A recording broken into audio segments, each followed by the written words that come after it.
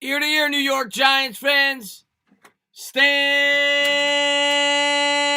up! New York Giants fans, I made a video literally 25 minutes before the news dropped. And then all of a sudden I see all you guys in my chat on my video tell me that hold on one second, I always forget to do this. Tell me that Patrick Graham just re-signed with the New York Giants. He signed a contract extension, and I want to go over what that exactly means for the New York Giants and what I feel it means for Joe Judge. And I want to talk to you guys. I was thinking about doing a Q&A tonight anyway. Wasn't going to do it because I was feeling a little bit tired, but I got a little bit of extra energy when I got the word that Patrick Graham will be back for the New York Giants as the defensive coordinator a day after finding out that he was going to be interviewing for the New York Jets.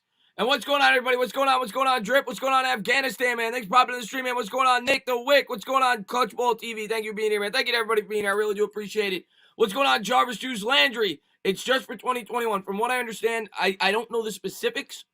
All I read on Twitter that as of now, it is for 2021, but it's a contract extension. He's going to remain the assistant head coach for Joe Judge. He will be back for another year. So regardless, there's continuity there. Patrick Graham, who had a tremendous year for the New York Giants, will be back. And he wants to build up that resume. What's going on, Eli? What's going on, Jonathan? What's going on, Ryan? Thank you for popping in the stream, man. And to me, this speaks volumes of the head coach. This speaks volumes of Joe Judge. Because Patrick Graham probably would have gotten more interviews. You know, he got an interview by the Jets already.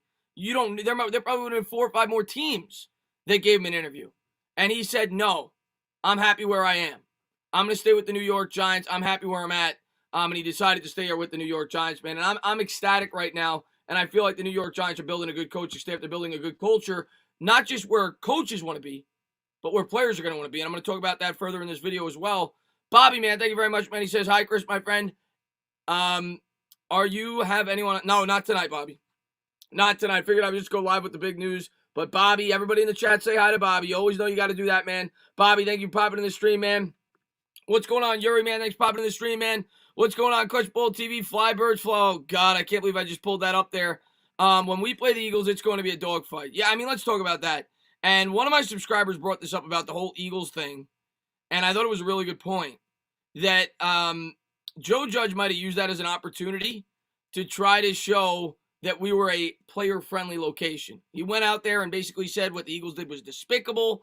He put it on the Eagles. And maybe players are going to see that, and they're going to want to come and play for Joe Judge. And who knows? Maybe Joe Judge is that smart that he's thinking outside the box like that. But I loved everything that Joe Judge had to say.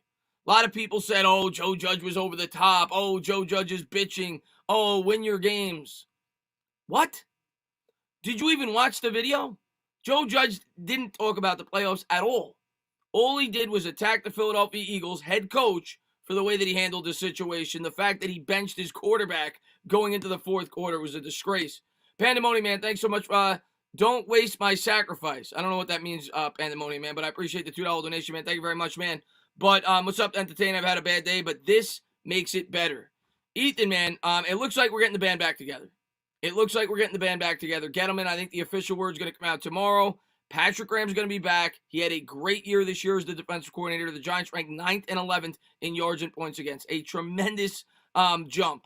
And for everybody that was worried about, continuity and growing off of last year's explosion in terms of defensive production because we were going to lose Patrick Graham, well, that's no longer a fear. Patrick Graham didn't even give another team a chance to call him up for an interview. He said, nah, I'm staying here with Judge. Gotta love it. Ill, man, thank you so much, man. Bro, you the man. I appreciate it, Gil, man. Thank you so much. I'm going to be live tomorrow. I know that you love the Knicks stream, so I'm going to be doing the Knicks stream tomorrow. Fiery Earthquake, man, thank you very much. Great start. Next is a new OC. We'll see. That's the other thing. Jason Garrett, of course, interviewed or is set up to interview for the Chargers job. And I don't know how good of a fit that is. I don't think he's going to get it. When you look at the other candidates, you look at Brady, you look at everybody else that's, applying for that job that they've called in for an interview. I don't think Garrett's going to get the job, but I do think it's leaning that the New York Giants are going to move on. And I've talked about the guys that I think they could potentially bring in. I talked about it in my video today, but I think they're going to bring in somebody with attachments to Judge. That's what it's been from the start. That's what the New York Giants have done with all these coaches. I think they'll bring in somebody with attachments to Judge if they decide to go from outside the organization. Malik, man, thank you very much. This Eagle loss may be more good than bad. Eagles are now looking more dysfunctional with the players reporting having to be held back from Doug. Malik, I agree with you. It's what I said in my video yesterday. I said this is, in a way, and I know people look at me as a guy that always tries to look optimistically, and I do. I mean, I'll be the first to tell you. I always try to find good things out of bad, but when I really thought about it, I said to myself, I'm looking at what these players are saying. Former players are saying, current players are saying of the Philadelphia Eagles. And that's the funniest thing. All the Philadelphia Eagles fans are calling us babies. They're calling us pussies. Your players are calling out your head coach. Your players are calling out your head coach. And to me, Doug Peterson lost that locker room. And I absolutely love every second of it. And I think it's going to give the New York Giants so much more motivation going into next year. And I think the Eagles have a dysfunctional locker room. I think they're in big trouble going into next year.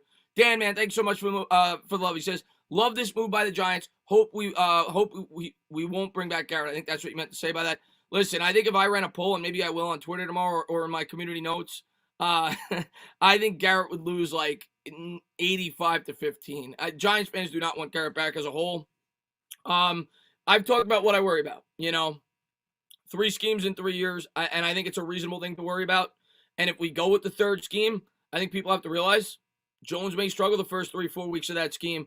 I'm not giving him a whole year though. He's got to get, he's got to hit his stride next year. But we got to realize it may take a couple of weeks if he has to learn a third scheme in 3 years. All I ask, if they do it, they better make the right decision. Like, if you're going to make this guy learn 3 schemes in 3 years, that is like the worst possible thing to do to a quarterback. And I get it. You can't continue to operate with a poor offensive scheme if you feel like it's not getting it done. I get it, but you can't wait around. You better get it right. You better get it right. Morty, man, stand up, new member. Welcome to the channel, man. I hang out with you guys for a bit tonight, man. I wanted to go live. I got excited when I heard the news about Patrick Graham. I said, you know what? I was gonna make a video. I'm like, I just made a video.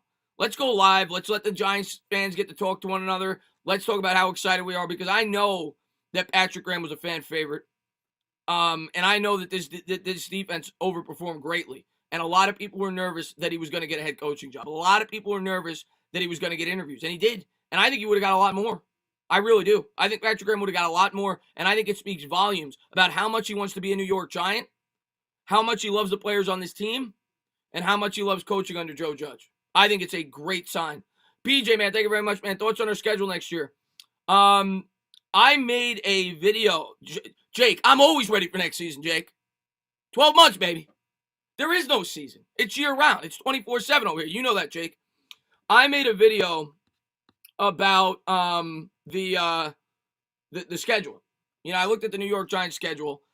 I think it's less challenging than last year. The other thing I'm going to bring up, the Chargers game, that looks a lot more winnable now. I'm going to tell you why. It's on the road. I hope we get them early in the season, because Justin Herbert now has a new head coach. We saw what happens when a new head coach with a second-year quarterback. That might mess him up.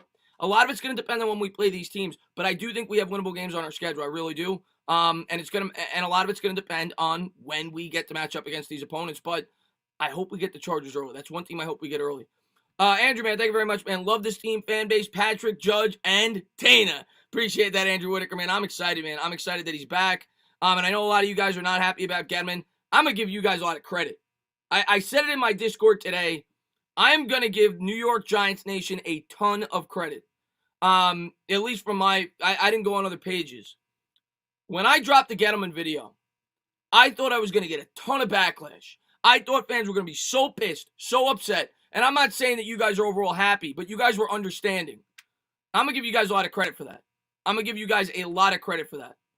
Matt D, man, thank you very much, man. Nick Gates is going to be picking fights with all the Eagles players next year. Get Graham an edge rusher at some point, and it could only be better. I love Nick Gates. Nick Gates is one of my favorite players on the New York Giants. And I'm going to tell you what, man. I already said it. I said it today on Twitter.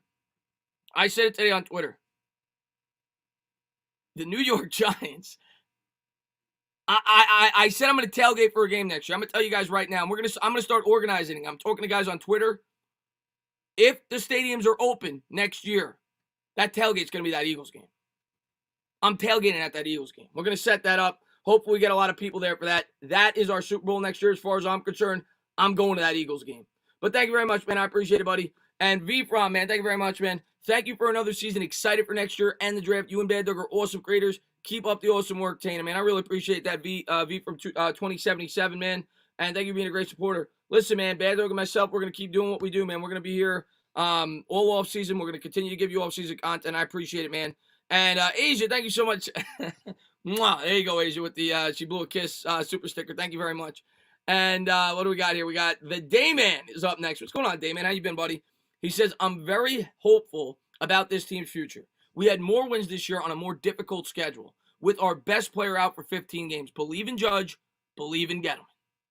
Listen, man, you got no choice now if you're Giants fans. You got to hope they're right. You got to hope that this rebuild plays out and the New York Giants turn the corner in year 3. I think we saw growth like you just said. I think there were factors. I think Barkley being out for 15 games played into it. We could have easily had at least 2 more wins if Barkley's in that offense. He adds a lot to that offense. We were in a lot of close games. And I just think them playing together for another year, it's only going to get better, man. And I think it's so off the schedule. Damon, man, thank you very much, man. I appreciate it, buddy. And next up, we got Chizola. What's up, man? He says, can't wait for the Chiefs game. Excited to beat them. One game at a time. The Chiefs game, I'm talking about when we get people on the schedule. The Chiefs game, Bill Matthews says, I'm with you, Chris. Let's go, Bill Matthews. The Chiefs game, I was talking about when we get teams to the schedule. That don't matter. We can play them at the beginning. We can play them at the end. We're going to be in trouble that game. But you never know. Any given Sunday. I'm excited to go up against Pat Mahomes. And yeah, I mean, if you look at our schedule, we got the AFC West and we got the NFC South. The South, we got to see what the Saints look like without Breeze next year. 2 very winnable games at home, and the other teams in that division, the Panthers and the Falcons, very winnable. Very winnable. The AFC West, I think the Raiders are incredibly winnable. I think the Broncos are very winnable. And I even think the Chargers are winnable. It's the Chiefs that I worry about. But I don't think our schedule is as bad as some people may think. Brian, man, thank you very much, man. We're dog walking the Eagles next season. We are sweeping the Eagles next season. We're going to beat their ass. I'm going in confident next year against the Philadelphia Eagles. I'm telling you right now, I am going in confident next year against the Philadelphia Eagles. What's going on, Parker? Sam, man, thank you so much, man, for the $5 donation. He says, by keeping Dave Gettleman, it gives us a better chance to re-sign Leonard Williams because we traded for him. Keep up the good work. Go Giants. Yeah, Sam, I'm going to talk about Leonard Williams tomorrow. Yeah, I think I'm gonna do a video on Leonard Williams tomorrow and whether or not I think the New York Giants are going to sign him. But you're absolutely right. I'm going to tell you right now, and sometimes I'm right, sometimes I'm wrong. They're bringing back Leonard Williams. The second Dave Gettleman got re-signed, they're bringing back Leonard Williams. Leonard Williams meant too much to this defense this year. He fits the scheme too perfectly. Leonard Williams is going to be back with the New York Giants, in my opinion. Especially with Gettleman back. The question is, what's going to be the price? What's going to be the length of the contract? Like a lot of people are talking about dollars in terms of years, in terms of per year. I'll be willing to give him 18, 19 million if it's on a 3-year deal. I would rather give him 18 and a half, 19 on 3 years than 17 on 4. I would overpay a little bit for 3. I hope we could get him on a 3-year deal. And German, man, thank you so much, man. I really appreciate it, my man. He says, what's up, my man? Thanks to you, Tana, for providing us with amazing Giants content throughout. Follower of your channel, but 1.5 years. Always search for news in Germany. You provide that, sir. Stand up, German brother, man. I always see you in the streams, man. Thank you so much, man. And thank you for being such a great supporter of the team. Tudo, my man from Italy. What's up, Paisan? He says, ciao, Paisano. I bet you anything. All Eagles players wished they had an awesome head coach like Judge who would close every game with his head high in pride. Listen, and maybe not every Giant fan agrees with me. I get it. A lot of Giants fans are skeptical for good reason. They don't want to get too over the top in love with Joe Judge, and I get it. And I know sometimes maybe I get too much like that, but I don't know if you're a Philadelphia Eagles fan, I don't know how you could be looking at Doug Peterson right now. And if you're players of the Philadelphia Eagles, I don't know how you could be looking at Doug Peterson right now and not wish that Joe Judge was your coach after what he said. I don't know how you couldn't feel that way. I honestly don't. Brian, man, thank you very much, man. Do we franchise tag Dalvin Tomlinson? No. The franchise tag is too much money for Dalvin Tomlinson. Last year, you saw Leonard Williams got $16.5 million on the franchise tag. That's about what it would cost for Dalvin. The cap's going to go down a little bit, but he's a defensive tackle. That's what Leo got tagged at. So, no, we will not tag Dalvin. His value is probably around 10 or 11, so it just doesn't add up for him. So, no, he will not be tagged. We're not tagging this year. We don't have anybody that's worth tagging. So hi, man. Thank you very much, man. What's up, Chris? They're bringing Dave. It's not official yet. It hasn't come out yet from the New York Giants.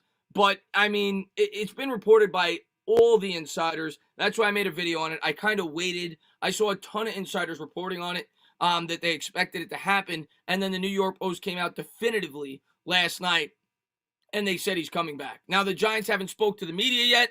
Technically, it's not official yet. Maybe it'll be in a reduced role. But from the sounds of it, from what the New York Post said, he's back. And he's going to be back in the same role he's had. And, you know, I understand why you guys are skeptical about it. I understand why you guys are nervous about it, for the people that don't like Dave Gettleman. But in the end, I think it was the right decision. And I hope I'm right. And if you don't think it's the right decision, I hope you're wrong. And I know you, if you're a Giants fan, I know you also hope you're wrong. And we're going to find out next year. Like I said in my video, it's a put up or shut up year. If Dave doesn't produce and the Giants win 7 games, he's gone. 6 games, he's gone. They got to have a winning record. They have to show signs of progression. Trevor, man, thank you very much, man. I appreciate it. He says, tweeted you a few weeks ago that Pat just wants to be at DC. People called me crazy. Trevor, you hit it on the head, man. And I don't know if this is going to be, I don't know. And Tommy B says, it's wrong. Tommy, I love you, man. I saw you commenting all, I saw you commenting all over my page. I know you didn't like the move. Hey, I completely understand your perspective. I completely understand your opinion. And I appreciate you being a great supporter on the channel. As long as you're willing to listen to my opinion, you're more than welcome to disagree with it. I know a lot of people do. So I understand. As far as Patrick Graham goes, as the defensive coordinator, listen, man, I'm just ecstatic he came back for a year. And who knows if it's going to be long term. Who knows if that's what he wants to be long term. But we know we got him back for at least one more year. Maybe he wants to build up the resume and he wants to become a head coach later on down the line. We'll have to wait and see. But I'm ecstatic that he's back for another year. He's my favorite coach on this year's coaching staff. Malik, man, thank you very much, man. Would you rather for our new OC, Joe Brady, bring back Shermer or promote Freddie Kitchens? Well, Shermer's a no-go. Not going to happen. Joe Judge would never bring back Shermer. So that's just fantasy land. It wouldn't happen. Freddie Kitchens would be the in-house hire. Brady's a good. I like Brady. I actually like Brady a lot. He's an innovative mind. I think I'd go. If I had to pick, well, Freddie Kitchens is kind of more in-house. He's got familiarity. But I think I'd go with Brady out of those 3 options, though. Joe Clark, man, thank you very much, man. I'm glad that both Dave Gettleman and Graham are back. Yeah, you and me both, man. And we'll see what the rest of the staff is like, Joe. But I know you're a big Gettleman fan as well. Yeah, 1-year contract extension, Charlie. At least that's what I heard. It's at least through 2021. He's definitely signed an extension. And I think it's 1 year. But he's definitely signed an extension. I don't think the specifics have come back. But Joe, I know you're a huge Gettleman fan, and I know you're a big stability fan like me. Especially during a rebuild. You know, I want to keep it together. I think we showed enough growth to give it another year. So, for people that think like you and me, we're happy. For people that don't, they're not. And we'll see what happens in 2021, man. But I'm pumped up, man. One thing I think we could all agree on, I don't know about all of us, but most of the people in this chat, I would say 95%. One thing I think we could all agree on, I think we're all excited that Patrick Graham is back as the defensive coordinator. I think that's really good news. Take the Dave Gettleman stuff out of it. I think we're all very excited about Patrick Graham. He did a hell of a job here for the New York Giants, and I'm ecstatic that he's going to be back. Mike, man, thank you very much, man. I'm so hyped we re-signed Graham. Let's go. I just want to tell you thank you for all the hard work you do by putting out great content. You're an inspiration to so many people who want to start YouTube. Mike, man, you've been with my channel forever. You're always talking me in the Discord. You've always been a great supporter of mine. Yeah, man, do it, man. That's what I say to everybody. Everybody that always asks me. The girl who talks sports is in here, right here. I went on her channel. She got a new channel. I think she's been doing a podcast for a bit, so go check her out. But really nice girl. Want to get her on the channel. She really knows her stuff. I think she did a great job when we worked together. She deserves a lot more subscribers than she has. She says, what's up, Chris? Who we drafting at 11 in April? You know, right now, I'm leaning wide receiver. I am. I'm leaning wide receiver. I was cornerback for the longest time. And I kept saying to myself, I may change my mind. We still got a ways to go until the end of the season. And after I saw the performance by the wide receivers, and I saw it all year, but it really stood out to me in the Baltimore game. And I said to myself, we can't go forward with this. We can't go forward with this. And the mission statement for the New York Giants this offseason, for me, you have to find out if Daniel Jones is the guy. Like, there's no more playing around. Like, we need an answer. We need to know, and we need to feel confident going forward that this is going to be our quarterback. And to figure that out, it's necessary. We have to get him a weapon. We have to get him a wide receiver. So, unless they sign one in free agency, which could change my opinion, today, I'm leaning wide receiver at number 11. Of course, it all depends on who's going to be there. If Devontae Smith is there, I'm grabbing him. So we'll see. But I'm leaning wide receiver. If not for a wide receiver, if you're going defense, I've always said I'm big on corner. I think you need coverage in this defense to be able to blitz the quarterback. You need stronger coverage play. Love looked pretty good, though, the last game.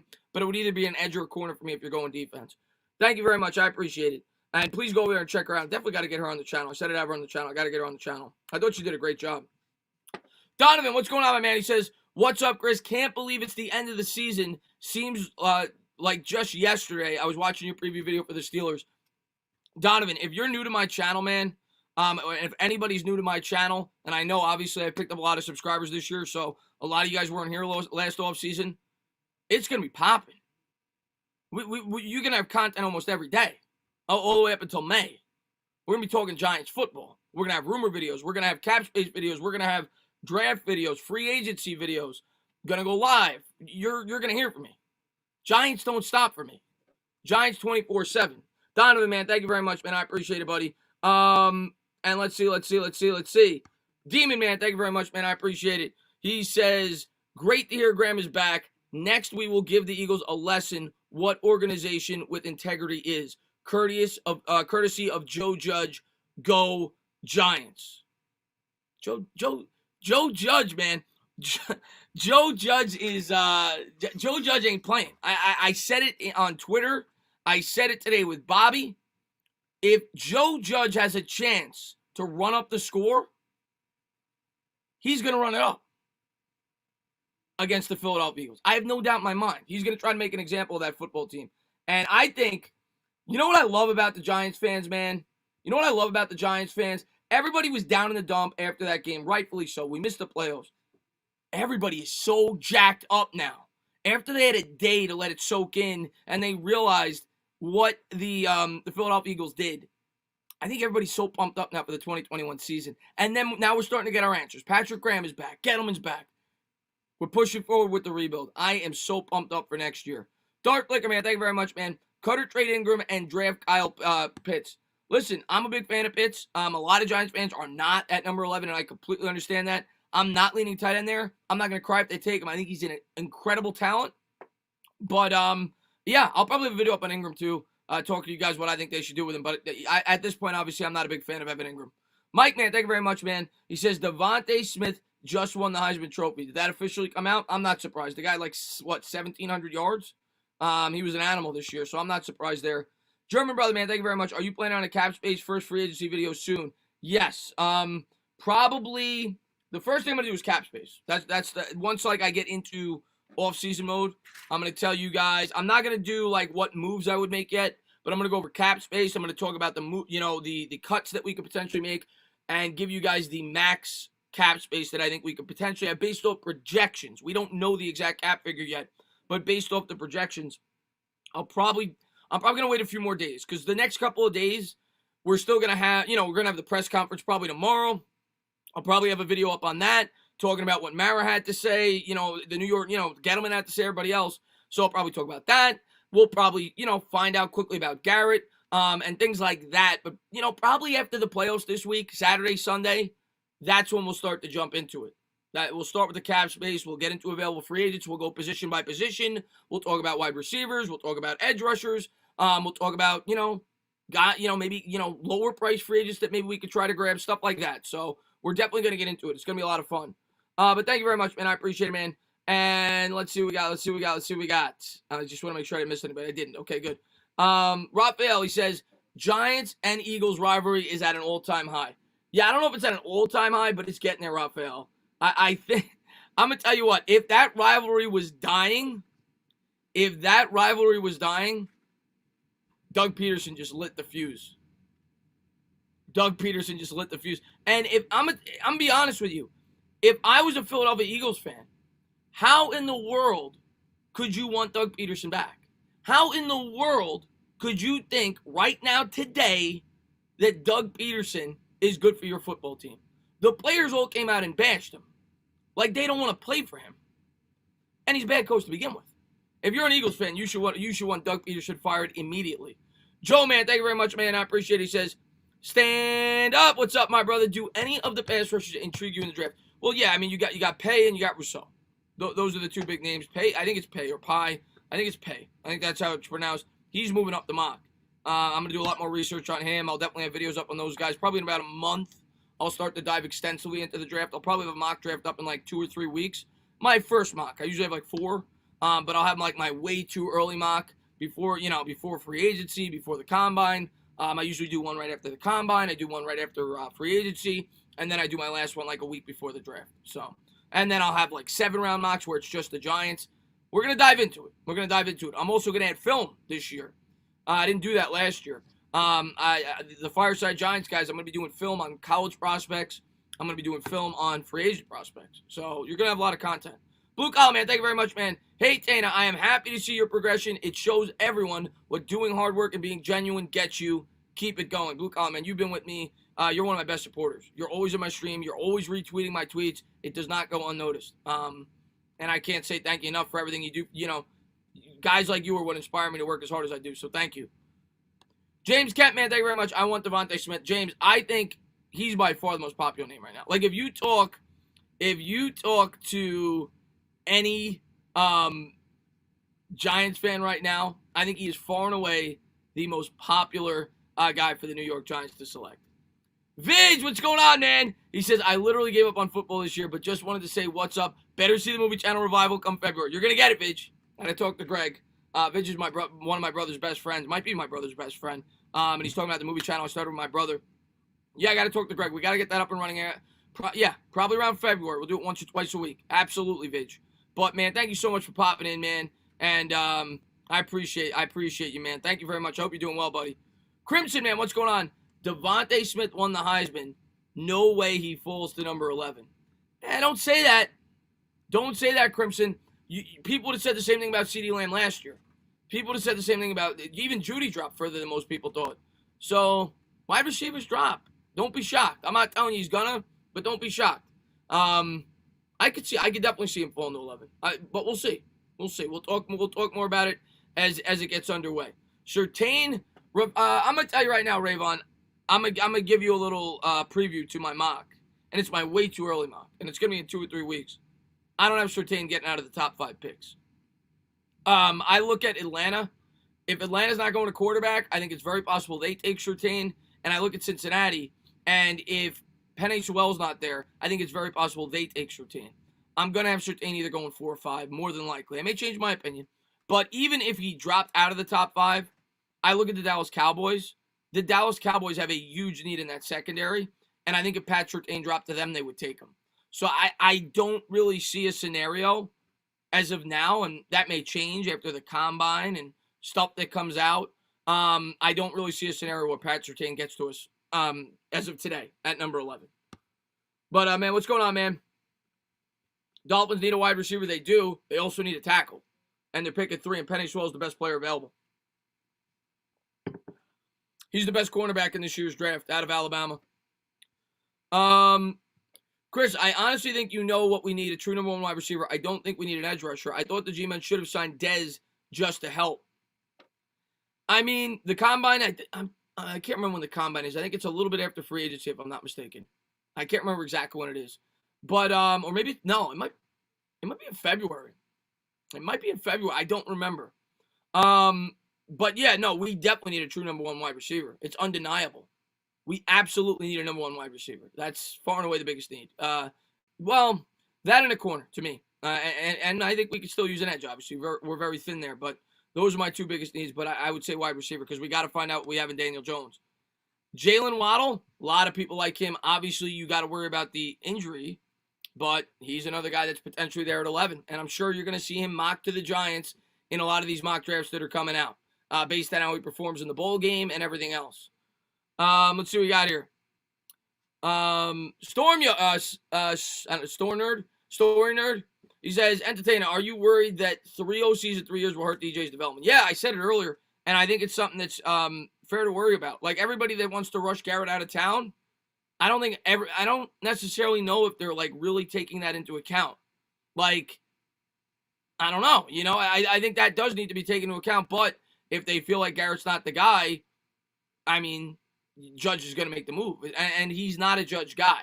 So it's why I'm even leaning even more so, based off the fact we had the 31st ranked defense, we fired Mark Colombo, who had ties to Garrett, and he's not a Judge guy to begin with. I think he's going to be gone.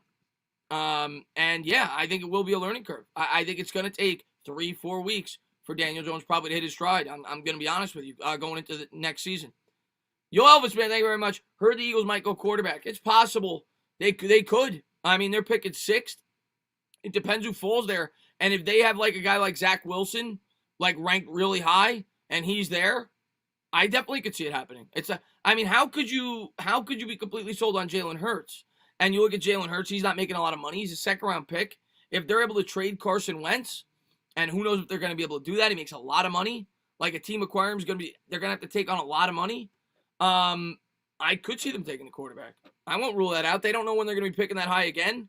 But either way, the Eagles are screwed next year. The Eagles are screwed. Like, they're screwed. Their cap situation's horrible. They have aging veterans, and their head coach is a joke. So I'm not really worried about the Eagles going forward, at least next year. Chris, what do you value most in a wide receiver? Size, speed, hands, route running? I would say, I think it's all dependent on your situation and what you need. You know, for this Giants team, I think we need size. I think we need all that, but we really need a tall wide receiver. We don't really have one.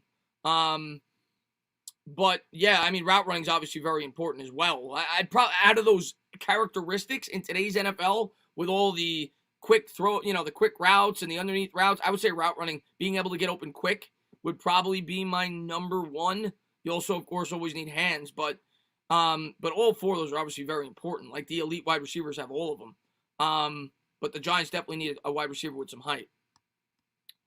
Let's see what we got here. Like Golladay. Yeah, the only thing with Golladay is you gotta worry about the injuries. You gotta worry about the injuries with Kenny Golladay. He got hurt twice this year.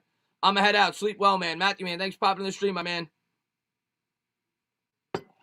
Yo, Elvis, man. Stand up, new member. Welcome to the channel, my man. Hands. Big Daddy, man. What's going on, man? Loved your comment you dropped today. Always, Big Daddy's a big gentleman guy. I know he was happy. Glad to see you in here, man. By the way, I don't know if you didn't think I was responding to your comments the last couple of weeks. I had a rogue mod that blocked several of my subscribers. You were one of them. So I went in there and I unblocked you. I had no idea. But glad to see you back on the channel, man. You're awesome. Do I miss Odell? No, I honestly don't miss Odell. He hasn't been on the team now for a couple of years. I don't miss Odell. I'll be back later, Chris M.Y. Choney. All right, my man. Let's see what we got.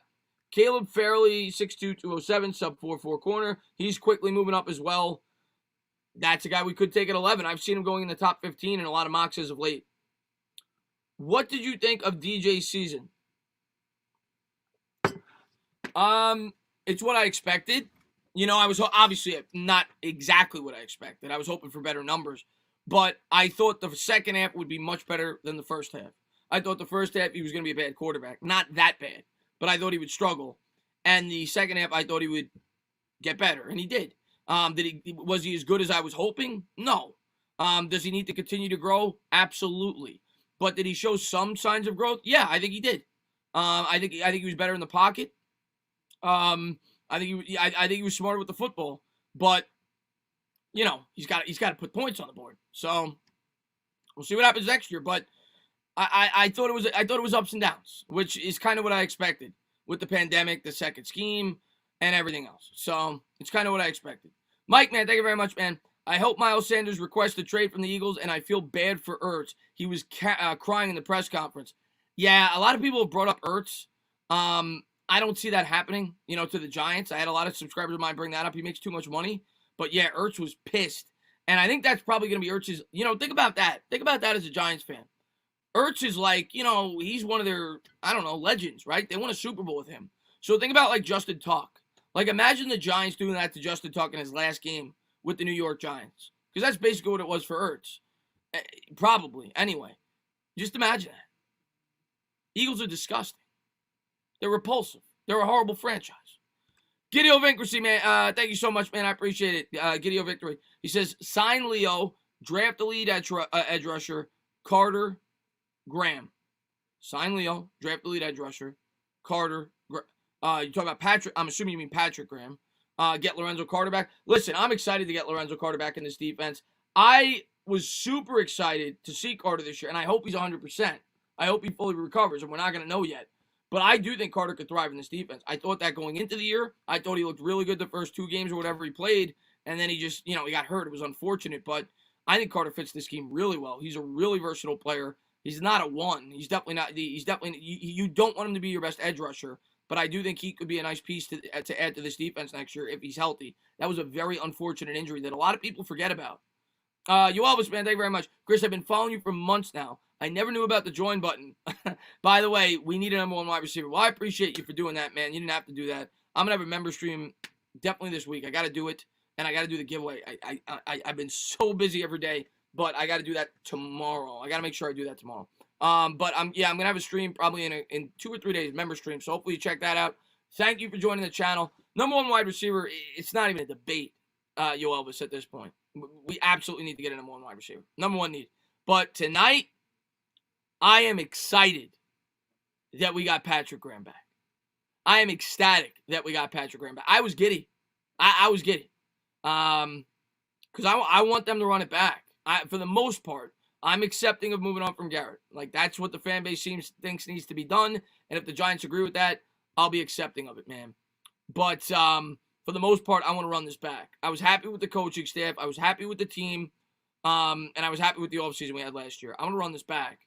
I want to continue to grow. Pat, man, thank you so much, man, for the $3 donation, man. I really appreciate it, man. Stealth Raven in the chat. What's going on, my man? I wouldn't mind if we could get a true shutdown cornerback, but that's hard to come by. Yeah, of course. Cornerbacks, cornerbacks take a long time to develop, too. You got to remember that. We talk about positions like tackle. Tackle takes a long time. Quarterback takes a long time. Cornerback takes a long time. A lot of times when you take a corner, it's not going to be an immediate impact player, Gravity. It's not like a running back. It's not like a linebacker. A lot of times linebackers will have a quick transition. So if you take a corner, it's probably not going to have the same immediate impact that a great edge rusher would have. And Michael, man, thank you very much, man. What about Waddle? Yeah, somebody asked me about him earlier. He's coming off the injury. He's blazing fast. I think we need... If we get Waddle, I still think we need like a taller wide receiver as well. But yeah, he's definitely an explosive weapon, something that we lack in this offense. Like if you get guys in this offense that can take it to the house for 50, 60 yards, that's what we're missing. We need explosive players. So yeah, we'll see how he performs at the combine and everything else, but he's certainly on the Giants' radar, I'm sure. For sure. Let's see, we got Illy, man. Gil, man, thank you so much, man. And I think I skipped somebody. I'll get to Matthew in 1 second. We talked about our first-round pick twice this year.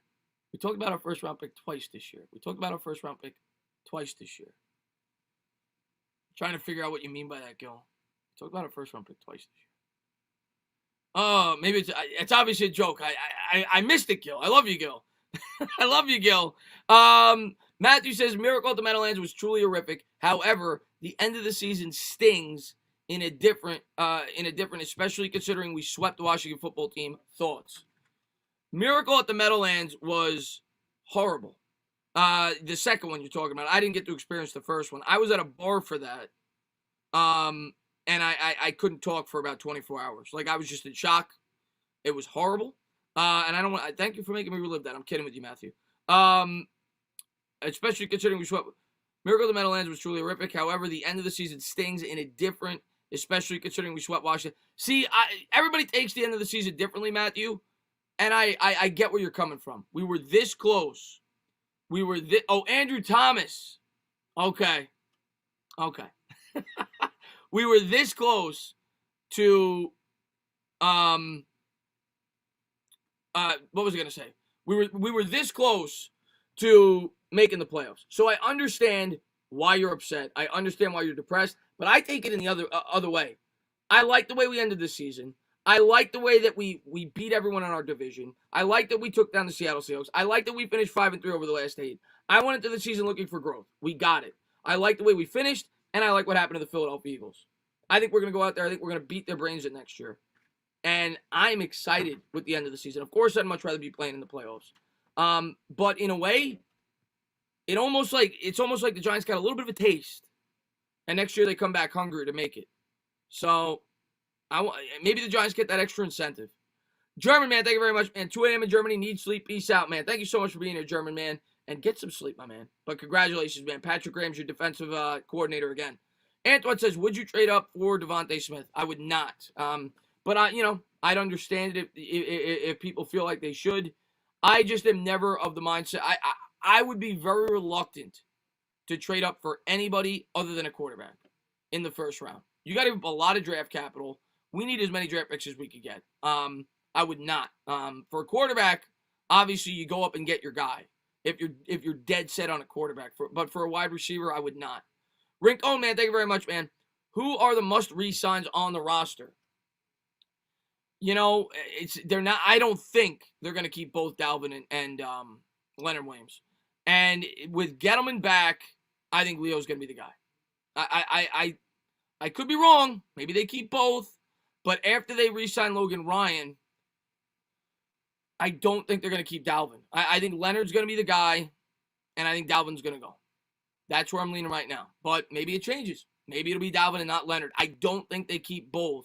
But with the way that Leonard performed, with how much we know that Gettleman likes Leonard, he's a Gettleman guy, in the end, I think Leonard comes back.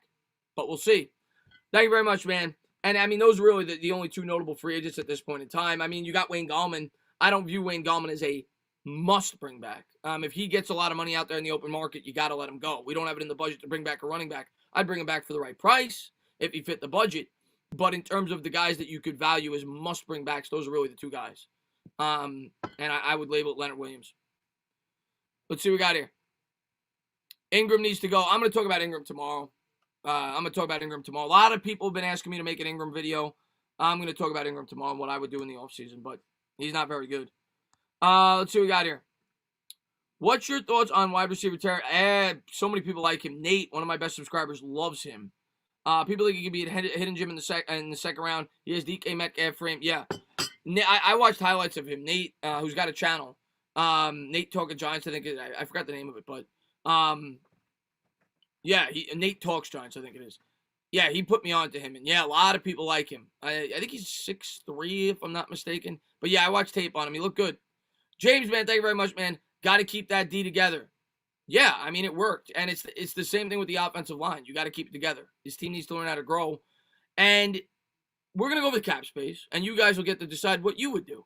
We're going to go over the cap space. We're going to go over that in about 3 or 4 days. So you guys will, maybe 5 days. But you guys will get to decide what you would do with it. It's going to be tough decisions for the New York Giants. Like, we would all love to bring everybody back. Unfortunately, that's not the way it always works in the NFL. Jack, man, thank you very much, man. People are crazy if they say Smith should drop because he's too skinny. Too skinny to outplay Judy, Ruggs, and Waddle when they played together. Too skinny to make history and win a Heisman as a wide receiver. Yeah, I'm going to have him mocked ahead of us, but I wouldn't be shocked if he fell to 11. But that may change if he kills it at the combine, which he very well may. And it also obviously comes down to need for the teams drafting above us. You have to look at the teams. You have to look at which teams need a wide receiver, which teams don't. I'm not saying he's going to drop to 11. I wouldn't be shocked. Giants growing Florida, thank you very much. Will you and Bad Dog be streaming any playoff games? I am going to be streaming several. I think Bad Dog and me are going to be doing the championship games on Championship Sunday. But I'm going to be doing solo the wild card games Saturday. I think I'm going to do 2. I don't know which games yet. I got to look. And then 2 on Sunday probably. I'm going to do 2 on Saturday, 2 on Sunday. I'm not going to do all 3. I'd be dead. But thank you very much. I appreciate it. Let's see what we got. Big Bang, man. Thank you very much. He says, this news turned my end of the season depression around. Ready for my Mets and can't wait for next season. Big Bang, man. Thank you so much, man, for being a great supporter. You and your dad are always in here. Yeah, man, I was excited. And I think Giants fans need some good news, after the last couple of days. And this is great news. Like, I was a little bit worried. I'm going to be honest with you. Like, when I heard that the Jets were was setting him up for an interview right away. I was like, I didn't think he was going to go to the Jets, like I said in my video tonight. But I was a little worried that maybe other teams start to show interest. And maybe he does get a job. And I'm glad that he's going to be back because he was really important to this team this year. Really important. Manny, man, thank you very much, man. Jalen Waddle, he's special. Got to scout him hard. Yeah, listen, I know about Jalen Waddle. A lot of people love Jalen Waddle. Explosive wide receiver. We'll see. I mean, we'll see. I'm definitely going to be doing videos on him. I'll be talking about all the wide receivers in the draft. To me, right now, that's what we're looking at. Before free agency, before I know what we're going to do, that's what we're looking at. James, man, thank you very much, man. Should we trade out of 11 if the price is right? You mean trade down? I mean, you always listen. You always listen. And, you know, if a team wants to come up, say Zach Wilson drops to 11, and you know, and a team's in love with him, not that I'm predicting that, but if a quarterback's there and a team's desperate enough to move up from 19 to 11 and they're offering you a great deal, you listen. You always listen, man. Dominic, man, thank you very much, man. Is trading Barkley for draft capital a crazy idea? I'm not telling you, and everybody always brings up Barkley. That's like everybody like what, and I get it. You know, but he's like the best player on the team. And everybody wants to get rid of him, but I know he's coming off the injury. But I always equate Saquon Barkley to the stock market. That's what I always say when everybody always brings up trading Saquon Barkley. And I got money in stocks, and I don't sell stocks when I'm down 50% of what I bought in for it. Like if I bought a stock for $10 a share and it's now at $5, I'm not going to sell it. And that's essentially what you'd be doing with Saquon Barkley. He's not even worth half of what he was. He's coming off an ACL tear. Teams aren't going to pay a premium for a running back coming off an ACL tear. They got to see if he's healthy first. They know he's going to be a free agent coming up looking for a lot of money. I just don't see it. I don't see the value. I think the Giants are better off hoping he bounces back and really helps this football team. Dominic, man, thank you very much, man. Love the direction we were going. Judges completely changed the culture, and the future looks better. Can't wait to get Saquon back. Bleed blue. We're going to get Saquon back. And hopefully he's 100%. Because I get excited. I'll be back in the stream. See, all right, Ryan. I get excited thinking about a healthy Daniel Jones, a healthy Saquon Barkley. Say you go out there and get Jalen Waddle or, you know, a threat on the outside and an improved offensive line. And I think that offense could cook. I really do. Mark, man, thank you very much, man. I appreciate it. Chris, why are you talking about Trey Lance at 12? Not for the Giants. Not for the Giants, AJ Nix. We're never taking a quarterback. If I did bring up I don't think I brought up Trey Lance. I brought up, maybe I did. But regardless, it was just a circumstance in which I was talking about a team that would look to trade up. Somebody asked, should we trade down? I said if there was a quarterback there, whether it be Wilson or Lance, that a team wants to come up and get, that's when I'd be open to, you know, talking. And Mark, man, thank you very much, man. Lorenzo looked pretty good before going down. Do you think he comes back fully and be our edge rusher? Answer. Yeah, I mean, I think he's going to come back, but it's hard to judge with injuries, man. You have a major injury like that, you may never be the same player, and it may take an extra year to fully get back to form. I hope he does. I think Lorenzo Carter, like I said earlier, fits the scheme beautifully, and I think he does have a lot of upside, and I do think with proper coaching, that's why I was so excited about him this year. I was more excited about him than anybody else on this defense going into the year in terms of upside. I really thought this staff could get a lot out of him. I thought he fit the scheme well, but it's going to come down to if he can come back healthy. But if he can, yeah, I think he can be a difference maker. I think we have the coaches on this staff to get the most out of a player of his potential ability. I don't know if he's going to be 100%. Injuries are tricky. Naki, man, thank you very much, man. Thoughts on Graham? I hope Garrett is gone. New OC. Patrick Graham, to me, was a godsend. There's some Giants fans that still don't like him. That's very few. But some people comment on my page and they say he's overrated. He's not very good. I like him a lot.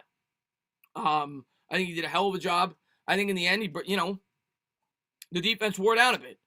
We had some injuries. The game with Bradbury out, you really saw what Bradbury meant to this defense. But overall, I think Patrick Graham did a really good job with limitations. Like, you look at the limitations to that defense. We didn't have a good second cornerback. We didn't have any good edge rushers.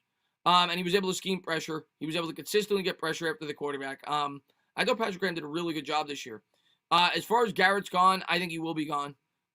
Nothing is definitive yet, but I'm leaning that Jason Garrett will not be back with the New York Giants. And then in terms of the new OC, I've consistently said Kitchen's in-house, and I got to do a lot more research, but O'Shea's a name I've thrown out there because of his ties to our head coach. O'Shea's the wide receivers coach, I think, with the Cleveland Browns. Let's see what we got here. Fackrell's at least average. He's okay.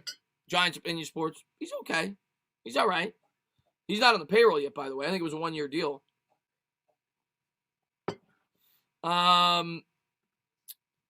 Is John Ross a free agent we could look at? He'll be relatively cheap, and he's someone we could afford to sign to add some explosiveness to combine with getting wide receiver in the draft. Double down. Yeah, him and Reynolds. People have brought up Reynolds for the Rams as well. I thought that was a really good suggestion. That could be the route that they take. They could look, there's kind of like 3 levels with the free agent wide receivers. You could either try to go super expensive if they even become available, which we don't know. Like if Allen Robinson's available, you can either go super expensive, you can go in the middle with a guy like Corey Davis, maybe Sammy Watkins, or you could go super cheap. And John Ross is an example of that. He's got a lot of speed. I mean, that guy has been a complete bust since he entered the league. He was a combine warrior.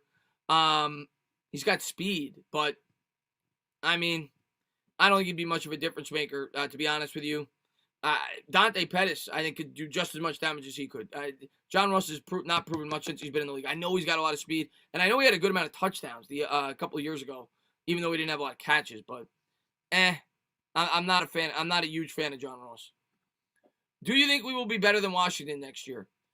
I got to see what Washington does in the offseason. I don't know who their quarterback's going to be. Are they going to go out there and trade for Matt Stafford? Are they going to go out and trade for Sam Darnold? Are they going to run it back with Alex Smith?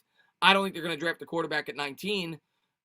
It all depends on their quarterback. It depends on how much they improve that offensive line. But what I'll say is this: Washington is at a tremendous disadvantage because of the scheduling. And I said it in my video this week. They're playing the Packers. In their extra game, they're playing the Packers in the North, and they're playing the Seahawks in the West because they finished first place in the East. And on top of that, the 17th additional game, you play a first-place team in another AFC division in which you don't play, or at least that's what they're speculating it's going to be. We play the AFC West. The first-place team in the other divisions, you got the Steelers in the North. You've got the Titans in the South, I think. And you've got the Chiefs. Well, no, we're playing the West. I don't know. I forgot the other. And you got the Bills. So they'll either be playing the Bills, the Steelers, or the Titans. If that's how it goes on top of their schedule. Washington has a really tough schedule next year. And they're not picking that high in the draft. They're picking 19th.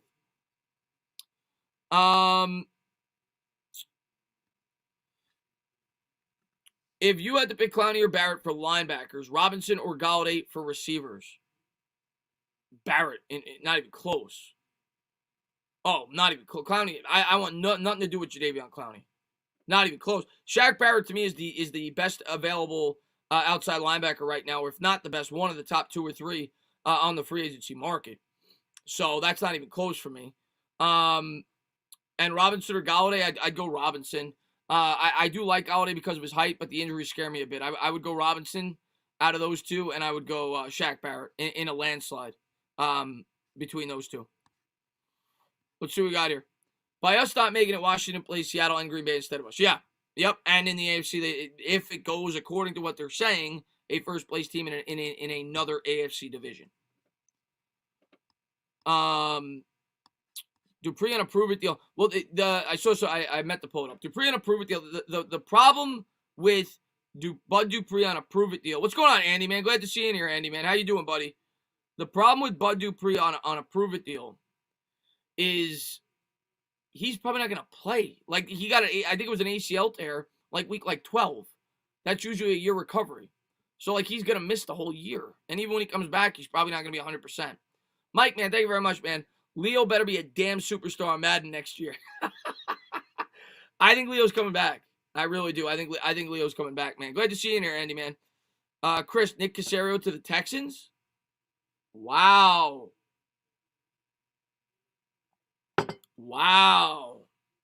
So that is now. Why would Nick Caserio take that job? Why would Nick Caserio take that job? And I don't know their cap situation right now. I'm not looking at it. But what I do know is they made a bunch of stupid trades. They're paying Watson a lot of money. They have aged veterans on the defense. That is a really bad job, in my opinion, right now. I would not want the Houston Texans job. I would not want the Houston Texans job. Yo, I know it's because of money. I know it's because of money. What's going on, Flem Dog, man? He says, what's up, Dana? Finally off work for a live stream. Glad to see you in here, my man.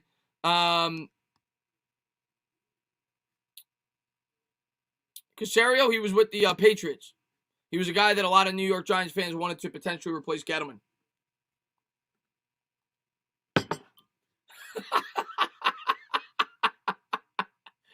My man, Joseph Bass, he says, Gettleman is the greatest GM of all time. No questions asked. I ain't going to say that, Joe. But you know I support him. You know I root for him. But hopefully he does a good job this year. He did a good job last year. Gettleman says, yes, I am. Waddle will land us at 11. I think there's a good chance that Waddle will be there. Chris, we need a defensive tackle. Jawad, now, I think, I thought I was just talking to Dave Gettleman. I pulled up the Dave Gettleman account. I thought that was Dave. Now I found out that Dave has a burner account. I thought all along that Jawad, Jawad's been with me forever, one of my best subscribers. Turns out he's Dave Gettleman. Because the only person that would say, Chris, we need to take a defensive tackle at 11 would be Dave Gettleman. So I just discovered Dave Gettleman's burner account, and it happens to be Jawad. So I never knew this all along, but Jawad is Dave Gettleman. So there you go. We just discovered Dave Gettleman's burner account. You're the man, Jawad. Is Eli Manning a Hall of Famer? No bias. Is the Pope Catholic? Does a bear shit in the woods? Yes, Eli Manning's a Hall of Famer. Absolutely a Hall of Famer. Not even a question. I've been exposed. Sorry for fooling you guys. Dave, it is what it is. I'm gonna call you Dave from now on, Jawad. Let's see what we got here. Dylan, man, thank you very much. I appreciate it. He says, what about Jay Gruden for offensive coordinator? Jay Gruden, where did he end? He ended up with the Jaguars, didn't he? I could be wrong on that. I think he did. But obviously the attraction to Jay Gruden would be Daniel Jones. Jay Gruden wanted Daniel Jones. It came out on draft night with Washington. He wanted Daniel Jones. And that would be the reasoning for wanting to bring him in. It's possible. But like I said, if you look at the pattern for Joe Judge wants to bring in guys that he's familiar with. He wants to bring in guys that he's worked with before. And he doesn't match up there. The attraction is that he wanted Daniel Jones. And I get that part of it. But I'm leaning probably not. The other thing I'll say is if you're Jay Gruden, I always try to think from their perspective as well as ours. If you're Jay Gruden, and maybe he gets a call for a job, even though he probably won't after the mess he left in Washington and everything else. If you're Jay Gruden, you're going to get Trevor Lawrence. And you got some weapons there in Jacksonville to begin with. I think I stand pat. Like, I'm getting this immortal quarterback. I think I stand pat. Let's see what we got here. Just woke up from a nap. So your good news. Patrick Graham is back. Yeah, Mikey. Patrick Graham is back, man. I'm super excited for it. I was gonna make a video. I literally made a video, and it was late. I was tired today. I had a lot of things to do, and I made a video like 20 minutes before they announced it, and I talked about how he's going in for interviews, and then 20 minutes later they announced that he signs back with the Giants. And I was gonna make a video. I'm like, I just made a video. I'm excited. I know Giants fans are gonna want to talk about it, and just talk about the offseason after everything that's happened. But I was like, let's just go live. I was thinking about going live anyway, and then I wasn't gonna. And then I saw the Patrick Graham news. I'm like, let's just go live. Let's talk Giants football tonight. So thank you to everybody for being here, man. I really do appreciate it. Go for another hour or so. If you guys haven't done so, please hit that thumbs up, subscribe, ring the bell. We're going to do a ton of New York Giants offseason coverage on the channel this year. Yeah, we're just getting started, baby. 12-month season, man. 12-month season. I'm going to obviously be doing a lot more Knicks stuff as well, being that basketball's in season. I'll be mixing in some Mets stuff once the season starts, but Giants always come first on this channel. Brett, man, thank you very much, man. Sean Wade could be a second-round gem. Yeah, a lot of people brought him up as well. I think a bunch of people in my Discord and on Twitter have brought up Sean Wade. Yeah, I mean, we need a corner. We need a corner. And if we don't take a corner in the first round, I think that's where we're looking. Not necessarily him, but I think we're taking a corner in the second round. But again, I got to see free agency first. But I think we're going to take, if I had to guess, today, we're going to take a wide receiver in a corner with our first 2 picks. That's what I think will happen. And the Irish Giants fan says, appreciate all the work you do, Tanner, man. I really appreciate that, man. RG says, fake Mets fan. Okay. I love, and I'm assuming he's saying that because I don't do a lot of Mets content. I love that. I love when people criticize you for what you put up on your channel. You're a fake Mets fan because you don't do as much Mets content as Giants content. You're a fake Mets fan. I've been a Mets fan for 25 years. The Mets are my favorite team of the 3 teams that I root for. I'm a diehard Mets fan, not a fake Mets fan. Not a fake Mets fan. Sorry, buddy. Peter, man, thank you very much, man. He says, why not an outside linebacker? Outside linebacker is very possible. And I do think we're going to draft one. I'm going to guess 3rd round. Now, they may sign it. They may sign an outside linebacker in free agency. It's not a rich outside linebacker draft class, from everything that I understand. But, dude, just wanted to shout out, Chris. What's going on, Olsen, man? Thanks for popping the stream, man. Biot says, 2 questions, Chris. 1, with our O-line being so dominant in the run, do you see Saquon having a huge year? Your cornerback 2 selection.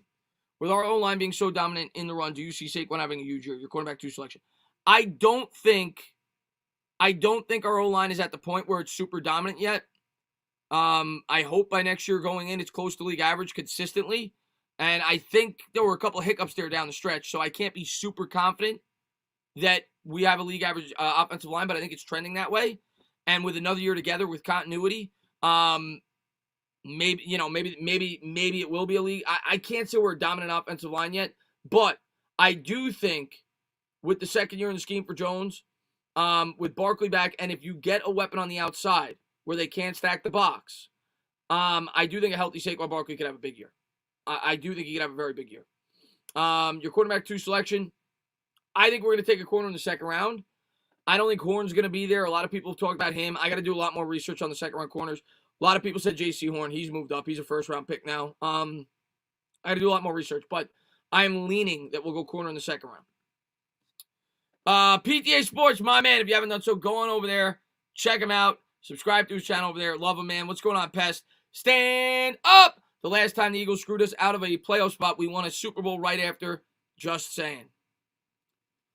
I hope you're right, man. You know, I ain't even thinking the Super Bowl next year. Obviously, we get in. You're always thinking Super Bowl with the way that we won our last 2, but I just want to get in. I just want to get in next year. That's the goal for me next year. That's the step we need next year. And we don't get in with 6 or 7 wins. We got to get in with at least a 9-win season. We need improvement. We need growth. Next year, we have to take a leap. And that's where my head's at right now. Energy, man. Thank you very much, man. Chris, if you had to pick, you keeping Leonard or Dalvin? Leonard. Right now, and my mind flops every week on that.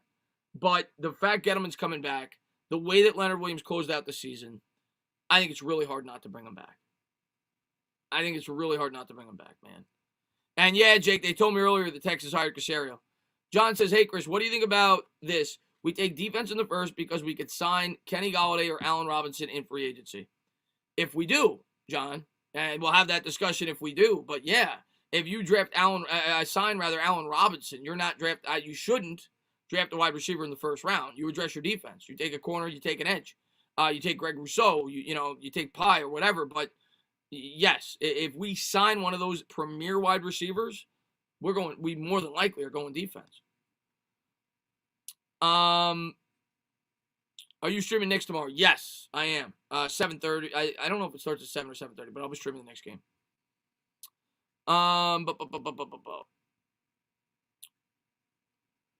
Chris, Nick sneaking to the dance at 6. eh. I got to see more. It's only a 72-game season this year. I'll have a better grasp on the team after 25, 30 games. We'll see. Robbie, man, thank you so much, man. Stand up, new member. Welcome to the channel, Robbie. I see Robbie all the time on Twitter. He's awesome, man. And I always, what beer are you drinking there, Robbie? What are you drinking? Like a stout? What do you got there? Robbie, man, thank you so much, man. Cannot agree. Even if we sign Robinson, if Chase is there, you take him. If Chase is there, you might have to take him because he'd probably be BPA. I don't think Chase will be there, but who knows? You know, he didn't play, so maybe he does fall. But, you know, if you would have said, you know, before the college season, most people had him as the third or fourth pick going in. If he's by far the best available player, you might still have to take him. And then you don't have to worry about what wide receiver for a very long time. So I wouldn't be upset. Like, if they want to use this offseason to completely fix that, do it. Vincent, man, thank you very much, man. A lot of mocks has Smith falling to 11. Why? Because wide receivers always drop, man. And you look at the teams that are picking ahead of us, a lot of them don't need wide receivers. Like, Dallas doesn't need a wide receiver. Carolina doesn't need a wide receiver. Denver doesn't need a wide receiver. And a lot of the teams are going to be taking quarterbacks. So I'm not ruling it out that he could fall to us. Rincon, man, thank you so much, man, for the $5 donation. I appreciate it, man. And B-Mac, man, thank you very much. And what did Big Daddy says? Surtain if Chase is. I love Surtain. I don't think Surtain's going to be there. I hope you're right, though. I would love to get Surtain. B-Mac says, what top wide receiver would you want to play with a quarterback who threw 11 touchdowns this year? Not Nakado's just asking. Well, no, B-Mac, you're right. I've brought that up in videos before. And that's something as fans we got to realize. I love Daniel Jones. I want him to be the guy. But if I'm Allen Robinson, and obviously you're going to go whoever gives you the money. But if I have the option to go, you know, I don't know which teams have cap space off the top of my head, but let's just say, you know, Houston threw me money and I got Deshaun Watson throwing me footballs, I'm probably leaning that way. So we have to take that into account as well. You're right. It's a good point you bring up. And that's not disrespect to Jones. He's still growing. We can't keep signing and drafting slot receivers. We need an outside who could press. We need to draft a wide receiver first, but a pure wideout. We can even go cornerback or outside linebacker in the first two. Those are the three positions we're taking. Cornerback, edge, wide receiver. I don't see us taking anything. Maybe a linebacker. Maybe. If Parsons is there. But I think it's going to be edge, corner, wide receiver. I think that's what we're looking at. Cornerbacks, CBS has us taking Tucker at 11. This is why nobody watches CBS. Yeah, I saw that. I think CBS, I saw them having us taking a guard, too, a couple of days ago, too. You can't read too much in the mocks. It's too early. It's too early right now. And Rincon, man, thank you very much, man. He says, if laying in a sea of pillows, would you prefer firm, soft, silky, smooth, or one of them hairy, decorative ones? Okay, if I was laying in a sea of pillows, I'm not going to go firm, because that means I'm, like, surrounded by pillows. And I don't think I would go with, I think I'd go with soft. Now, firm, it's going to support you better. But I think I'd go with soft. I think I like, yeah, I'm going to go with soft there. But thank you so much, man. That was an interesting question. John says, what's up, Chris? Who would you want the Giants to sign more? A corner or a receiver?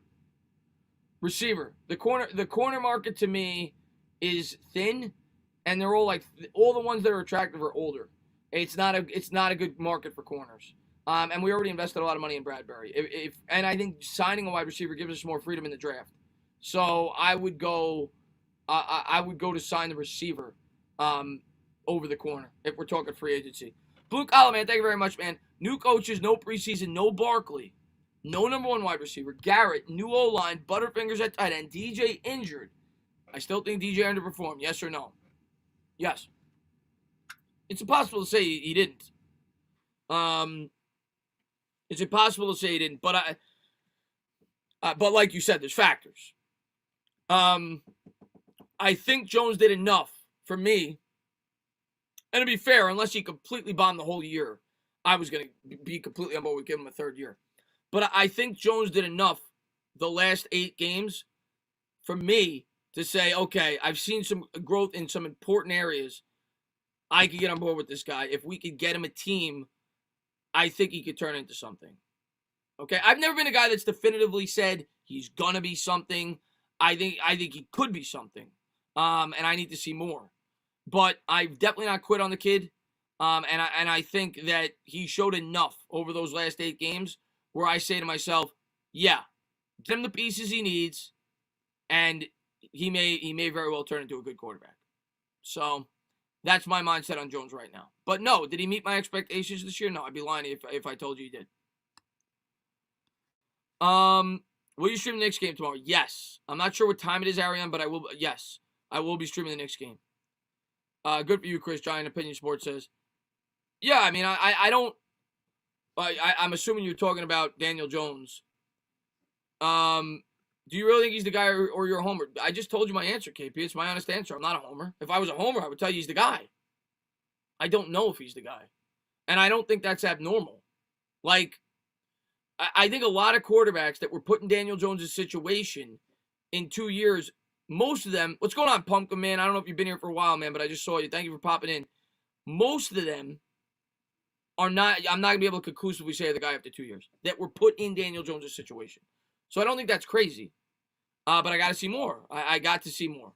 Crispy Man, thank you very much. Do you think Garrett will go? If so, how would you feel? Do I think Garrett will go? If so, how would I feel? I think Garrett will, in the end, I think Garrett will go. In the end, I think Garrett will go.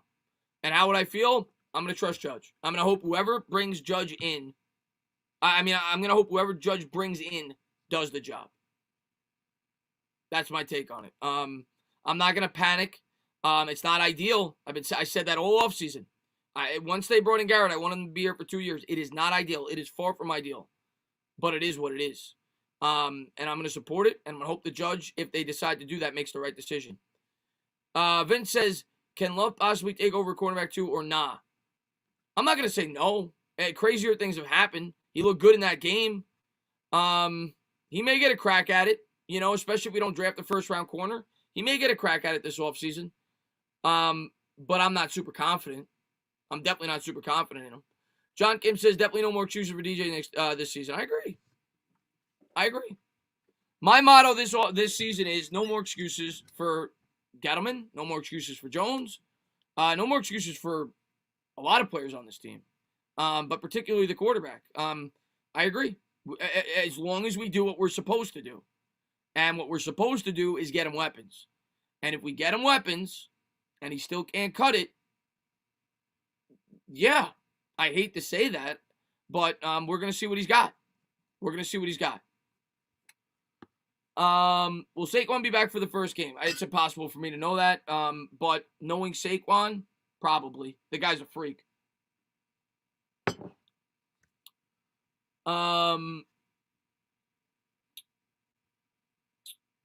Cam Newton backup?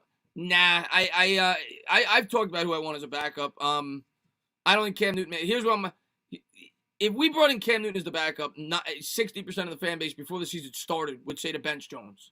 So it's no. But I do want to bring in a credible backup. Somebody better than what we've got. I want to bring in a credible backup. I've brought up Jacoby Brissett. I don't know if he's going to be in the budget. It's going to come down to how much he costs, but I would like to bring in a more credible backup. Newton to me isn't even that good anymore. He's not good. He's really not good. But no, I would look for a guy like Jacoby Brissett before Cam Newton. Tyrod Taylor, it's not a horrible backup. Shiest. It's not a horrible backup. He's a solid game manager that could step in a big spot. It's not a horrible backup. I don't hate that. John, man, thank you very much, man. Who would you rather have, Shaq Barrett or Leo? I would rather have... I'd probably Shaq Barrett, but... But I think we're bringing back Leo. So I don't think it matters. I think we're bringing back Leo. Mariota is... I doubt it. I think it would cost too much. With Evan Ingram's Pro Bowl this year, does he have trade value? Do you think we move him? I would say I'm going to talk about that tomorrow. I'm going to have a video on that tomorrow. I think we might try, but I don't think we're going to. If we do, we're not going to be able to get too much. We're not going to be able to get much for him. Graham signing the extension also says lots of judges. Yeah, Pumpkin, that's exactly what I said. As soon as I started the stream, that's exactly what I said. I said this speaks a lot about Judge as much as it does about Patrick Graham. For Patrick Graham to pass up the opportunity to interview for other jobs, like he could have interviewed, and this is the beginning of the process. Like, he didn't know who else was going to call him. People say, well, maybe he didn't want the Jets job, but what if one of the other jobs called him? And he just said, screw it. I want to come back here. I want to work with Judge. So I think it speaks volume of the Giants. I think it speaks volumes of Joe Judge. And maybe Patrick Graham wants to fine-tune his game and better himself to become a potential head coach. Or maybe he just wants to be a defensive coordinator. Because I'm going to tell you what, Pumpkin. Even if Patrick Graham didn't want to be a head coach this year, and he had aspirations to be a head coach in the future, you would think he would still go in for an interview. Just to get that experience. To know what it's like, right? A lot of times coaches go 2-3 years through interviews. So maybe Patrick Graham will stay here for a while as the defensive coordinator, which would be really nice. I think him and Judge are a really good pairing.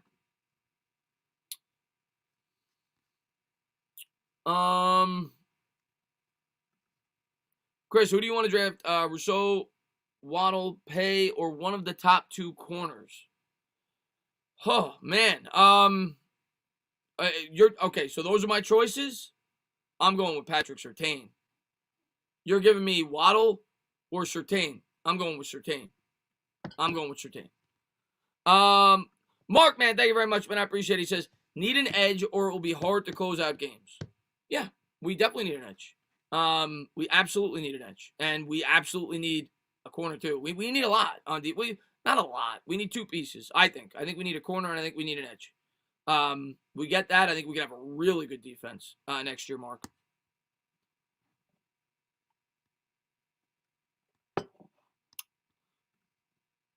Will be interesting to see what Mara says about DJ. He's usually pretty honest, so he'll probably say he's disappointed in him. I don't think he's going to say he's disappointed in him. Oh, there it is. There it is. Chris, stop fooling yourself. You're not a true Mets fan. The Mets could sign Springer right now, and you won't give a damn. No live stream about you. Oh, okay. I appreciate that, Gary. I appreciate it. Again, another guy who tries to tell me what to put on my channel. Gary, just so you know, and I'm not doing it for you because you're a jackass, and I don't want you to watch my content anymore if you're going to tell me what to do. But just so you know, I'm going to be doing an hour-long Mets podcast every week, starting in 2 weeks. Just so you know that. But I don't care if you watch it. Don't tell me what to do on my channel. Remy, man, thank you very much. Do you think we retain Leonard Williams? Do I think? Yes. I think in the end we retain Leonard Williams. I love how people tell me what to do on my channel like it's theirs. The Mets haven't done anything yet. I'm well aware that they signed McCann the catcher. When they sign Springer, I will talk about it. The Mets haven't done anything yet. Basketball just started. The NFL is still in season. The season just ended for the Giants. They just brought back their defensive coordinator. Don't tell me what to do on my channel. And don't watch my Mets podcast. I don't want you there. Vincent, man, thank you very much, man. I appreciate it. He says, I truly believe DJ plays so much better with the wide receiver 1. We're definitely gonna need a wide receiver 1. Vincent, I agree. I mean, having a wide receiver 1 should change the entire offense, not just for Jones, but for Barkley as well. Joshua, man, thank you very much. Corner over wide receiver 1. That corner over that wide receiver, I would say yes. To me, Patrick Surtain is a top, from everything I've read, is a top 5 or 6 talent in this year's draft. And I, right now, would have Waddle as the 3rd wide receiver. If it was the number 1 wide receiver versus the number 1 corner, I would take the wide receiver. But in that specific scenario, I would go with the corner. We talking Giants. I love it. I love it. Sometimes you got to show you got to tell people what you're about. I mean, I love when people tell me what to do on my channel. The Mets haven't done anything. What do you want me to do? You want me to come on here and talk about rumors? Like, we all know. We all know that George Springer is in the plans. Okay? We all know that George Springer might be the center fielder for the New York Mets. Okay? We all know that the Mets may sign Trevor Bauer to a $40 million a year contract. And when they do it, I'll talk about it. I built my channel up the New York Giants. My community is the New York Giants. Just because I don't come on here and talk about the New York Mets doesn't mean I'm not a Mets fan. Rincon, thank you very much. I'm scared. I don't like angry eyes. Let's see what we got here.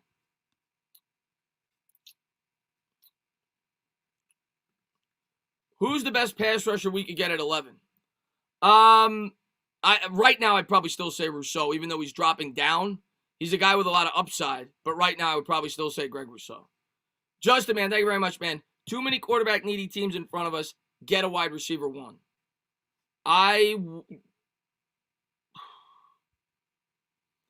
If Surtain fell to us and it was and the top two wide receivers in my board were off the book, I would probably lean Surtain right now. Mike, man, thank you very much, man. Don't let jackasses get to you, Chris. We love you. Hey, Mike, it is what it is. It is what it is. It is what I'm not really upset. It's just funny to me that people tell me how to run my channel. What's going on, young boy, man? Thanks for popping in the stream, man. Mets fan here, too. Looking forward to your Mets pod. Yeah, Joe. No, I'm going to have Mets pod. I'm doing it. I'm actually doing it with guys that were on the channel. And I said, they asked me when you want to start doing it. And I said, when the football season is over. I'm, after the Super Bowl, that's when I'm going to jump into the Mets pod. Starting February. And that's when we're going to do it once a week. We're going to do a Mets pod. And then I'm going to be live streaming Mets games. Demon, man, thank you very much, man. No stripper content on your channel, phony faker. What's going on, my man? What do you think about the Knicks' new start? I'm ecstatic. We're 4-3. We'll see what we could do. Super Bowl prediction. My Super Bowl prediction, I'm going to go... My beginning of the year prediction was Saints-Chiefs. I'm going to adjust it now. I'm going to go Chiefs-Packers, but I really want to go Chiefs-Bucks. Like, the Bucks scare me right now. They're getting hot, but I'm going to go Chiefs-Packers. I'm going to go chalk. But if I'm very close to saying Chiefs-Bucks. John, man, thank you very much. With Graham coming back, you know he will want guys who could play in the scheme. He needs man coverage corners, so I see us taking Horner Surtain at 11. That's what I've been saying all offseason, man. Or not offseason. Now that we're in approaching the offseason, that's kind of what I've said. I think it's why I've contested that I think a cornerback is our biggest need on defense. Not overall. I've adopted the fact that I think wide receiver is our biggest need. But the scheme that we run, I think you need really strong corner play. Joshua, man, thank you very much. Have you watched Bengals Waddle tape? I have not. I will have to check that out. I want to get Bengal back on the channel soon. Now Rincon's just busted my balls. Who do you think will be the biggest threat in the division next season? Cowboys. I was talking about this on in my Discord the other night.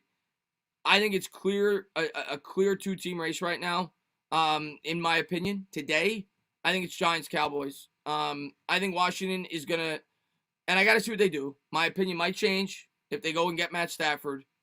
I gotta see what they do, but I think the fact they're playing a first-place schedule, I think the fact that they're picking 19th, I think it's going to be the Giants and the Cowboys. Those are my top two teams in the division going in.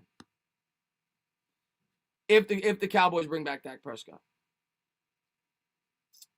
What is the salary cap looking like? I'm going to do a salary cap video in about 4 or 5 days. So you're going to have that, but it's not looking great right now. But nobody's salary cap's looking great because it took a cut. Tim, man, thank you very much. How do you feel about Parsons if he falls to 11? How do I feel about Parsons if he falls to 11? Depending on who's on the board, but yeah, he could very well be the VPA. And if he's the best player available, he fills a need. Even though it's probably not our biggest need or near our biggest need, do I think the Giants will take him? Maybe. I don't know. Maybe. He'd be a fan favorite for sure. Giants fans have been calling for a linebacker forever. I'd rather have Waddle over Surtain or Rousseau. Get a cornerback in free agency, and Rousseau is a project, many analysts say. Hey, I'm not going to cry if they take Waddle. We need a wide receiver. Would you rather have Springer or Bauer? I would rather have Bauer. Because we still have Nimmo in the outfield. I'd rather have Bauer. I think we need that second starter going into the year with Syndergaard probably going to be missing the first 2 months. So I'd be leaning get Bauer. I think we need that second starter. Our rotation is not great with Syndergaard out. So I would lean Bauer, but I think we're going to end up with Springer. I think Springer's almost a guarantee. It's between us and the Blue Jays. Let's see what we got here. Hey, Chris the GOAT. Why is everyone forgetting about Waddle? I would love him if he falls to us. He's fast as hell. Injuries. I think that's why he's dropping. Logan Ryan to cornerback 2 and McKinney to free safety. No. I'm going to say no to Logan Ryan to cornerback 2. When we signed Logan Ryan, he said he didn't want to play cornerback. He said he wanted to be a slot or safety. He's not the same athlete he used to be.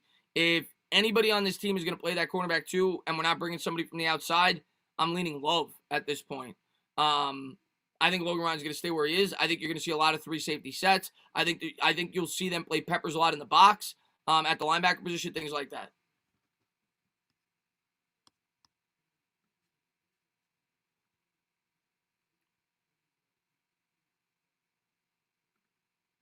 I agree. Nimmo's definitely not a great center fielder. I agree with you.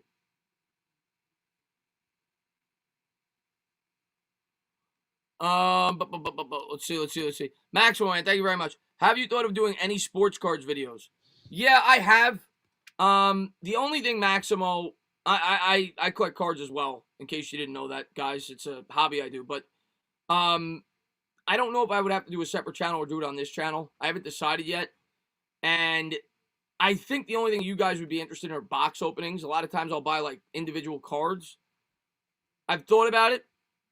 Maybe if I get like a really expensive box one day, I'll do it because that would be fun and exciting. I don't know if I would dedicate a whole channel to it though. Max, man, thank you very much. Does GM and GM and defensive does Dave Gettleman, I'm assuming you're meaning, and Patrick Graham news without news on Garrett means something? No, not necessarily.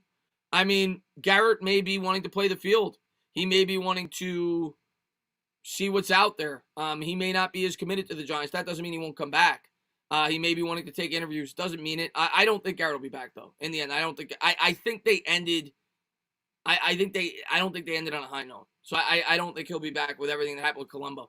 Rincon says, "Gotta go. My girlfriend's getting pissed. I'm listening to you." Rincon, I don't want that, man. I don't want that, man. Enjoy your night, buddy, man. Thank you for all the love, man. Hey, man, what's your Discord? If somebody from my Discord is in here, I don't know if they are.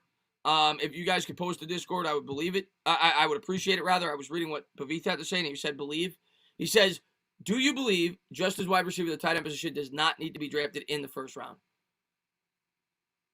I'm leaning wide receiver in the first round right now, Pavith. But I am not a big believer generally in taking a wide receiver in the first round, but I think it's that big of a need. But tight end definitely doesn't need to be drafted in the first round. You can get value in the tight end. But I do think if you could find an all-around tight end, which is hard to find, like George Kittle, they're just as valuable as any wide receiver. So, if you feel Pitts is that type of prospect, I'm not going to cry if you draft him. If he's an all-around tight end that could do everything and be that kind of difference maker, but wouldn't be my first choice. Joe, man, thank you very much, man. Are we giving up on Beal at cornerback too? I'd rather take a wide receiver and see what we really have in Beal and have Yadam or Love back. Maybe. Maybe that's what they'll elect to do. The thing with Beal, even without the opt-out stuff, man, he looked underwhelmed. And granted, it was in the bad scheme. It was with a bad defensive coordinator. It's a good point you bring up. He opted out this year. Maybe that's what they'll elect to do. Maybe you wait a year to draft your next corner, or maybe Beal proves to be the guy. I do agree that wide receiver is a more immediate need right now because we have to know what we have with Daniel Jones. Brendan, man, thank you very much, man. I think taking a corner first round would be a mistake. We need a wide receiver 1 to evaluate Jones and give our offense life defense to and can manage for now. Wide receiver 1's my number one need right now. I agree with that.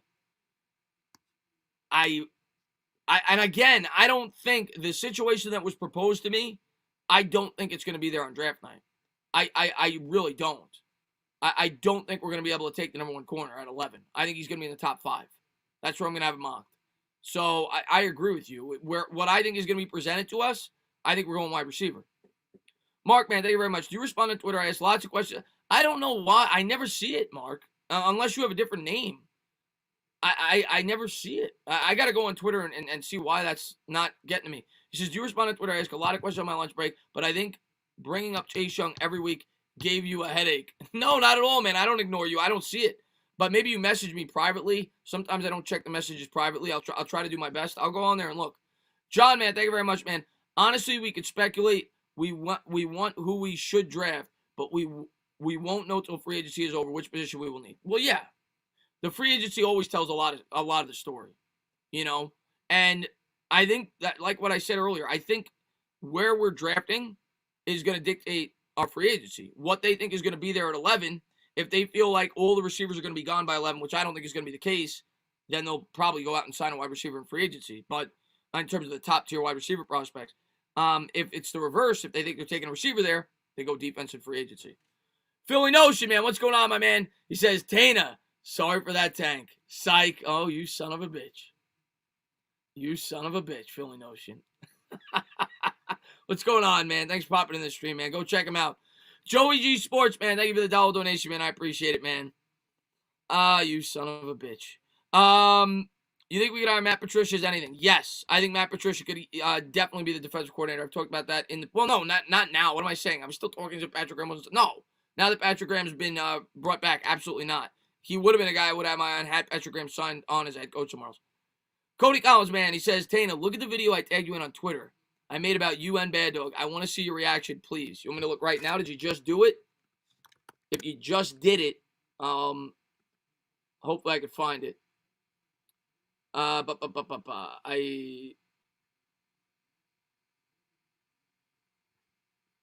don't know. I don't see it right now. I mean, I got a lot of messages on Twitter right now, so it's hard for me to... Hold on, let me look. Oh, there we go. Can you all watch this and record your reaction? Entertainer and Bad Dog parody. All right, give me a minute. I got to get through a couple of these, and then I have the video. I'll watch it. You'll see my reaction in a minute. John, man, thank you very much. He says, yo, Chris, I still like Evan Ingram? No, I don't. I don't like Evan Ingram at all. Ertz free agency. Is Ertz a free agent? I thought he was still in the contract. I think he's still in the contract. I think we'd have to trade for him if the Eagles didn't drop him. The Everyday Vapor says, I'm scared, and I don't want Ertz. He's old. The Everyday Vapor says, I'm scared of Chase ending up like Ruben Randall. Well, I don't think he's going to have the drops like Ruben Randall, but Jamar Chase, by all accounts, is going to be an elite wide receiver. Jova says, Graham here to stay, acquire pass rushers, and sign Leo and Dalvin. I am ecstatic that Patrick Graham's here to stay. We'll see if they sign Leo and Dalvin. If they do that, they're not going to have money to do much else. I'm not going to cry if they do that. The defensive line's our strength, but don't expect them to sign anybody of notoriety if they do that. Let me watch this video real quick. I don't know if I'm going to have the volume. Hold on. I'm going to watch it for you. I don't know how... hopefully this video is not like 10 minutes long.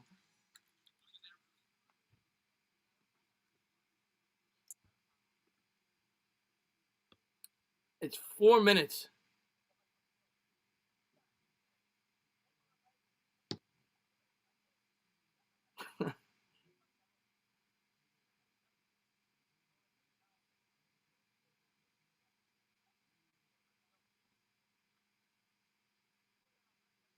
All right, I watched the first like 30 seconds of it. I got to the first funny part. I'll watch the rest of it later. I got a lot of people in here, but I watched the part where he talked about Gallman fumbling the ball. That was pretty funny. Let's see what we got here. Joey G, man, thank you so much, man, for the $1 donation. I appreciate it, man. And I'll watch the rest of it later, man. Let's see what we got. And Mark, man, he says, Leo is more important than Barrett. We do need a cornerback. Leo's more important than Barrett. We do need a cornerback. Well, Barrett's an edge rusher. You'd rather keep Leo than sign Barrett? Lack says, did you see the compilation going around at all of Ingram's? Yeah, somebody sent me that. Somebody sent me that on Twitter. It was hilarious. I mean, Evan Ingram was responsible for, like, he was responsible for, like, half of our turnovers this year. It was horrible. But I did watch the lowlights, if you want to call it that way. You want to watch it? Yeah, it's like a 3-minute. I'm going to watch it after. Oh, there he is. There he is.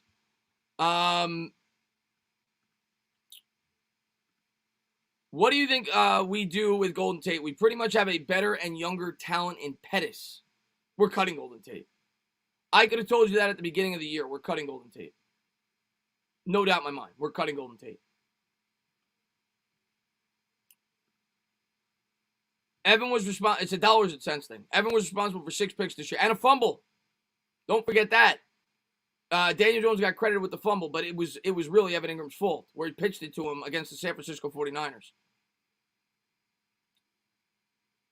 How much money if we cut Tate and I don't know what the second part is, but if we cut Tate, it saves. I'll tell you right now. Hold on.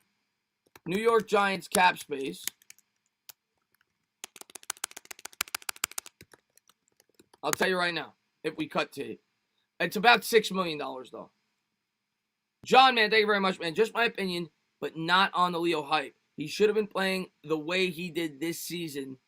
It's about time he showed up giving his max contract after one season of playing to his potential is a mistake. I understand where you're coming from. It was a contract year. You're worried about it, and I think that's fair. But if you're asking me, do I think we're going to sign him? 1,000%. Especially with Gettleman coming back. I think we're going to sign him. I could be wrong, but that's my mindset. Now, Judge does have say with the personnel decisions, so maybe Judge will say no, but obviously, Gettleman values him very highly. He traded for him last year. And he's only exceeded expectations. As far as the dead cap hit goes for Golden Tate, he would cost $10.8 million if we kept him and $4.7 million if we cut him. So you'd save 6.1. You'd save $12 million if you cut Zeitler. You would save, according to this, you'd save $6 million if you cut Solder. But I think it's 10 if it's after June 1st, if I'm not mistaken. And the other notable potential cuts would be, there's another one. I know there's a few. Tuelo saves you $3 million if you cut him. Pulley saves you 2.7 if you cut him. Mayo saves you another 2.3 if you cut him. So those are some of the potential cuts for the Giants. Cody Core's $2 million if you cut him. I saw that too. When is Gettleman doing his press conference? I think it'll be tomorrow. I think it'll be tomorrow. There is Leo's money. Yeah, obviously they're gonna make those cuts. I think. Probably all. I don't know if they'll cut Zeitler. We'll see. Dharma, man, thank you very much, man. Garrett returning, draft cornerback or wide receiver, wouldn't mind. I don't know yet. I'm probably like 70% not returning, 30% returning. I'm definitely not sold that he definitely won't be back, but I'm leaning that he's not going to be back. And I'm with you on that. Cornerback or wide receiver, I think I'm leaning wide receiver though, but I'd be happy with either one. But I go wide receiver 1, cornerback 2.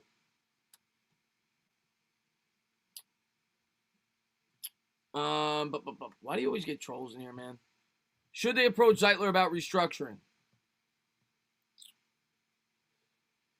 I would like Zeitler back. And if that's what it takes to bring him back, I would be all about it. I don't trust our guards right now. I just don't.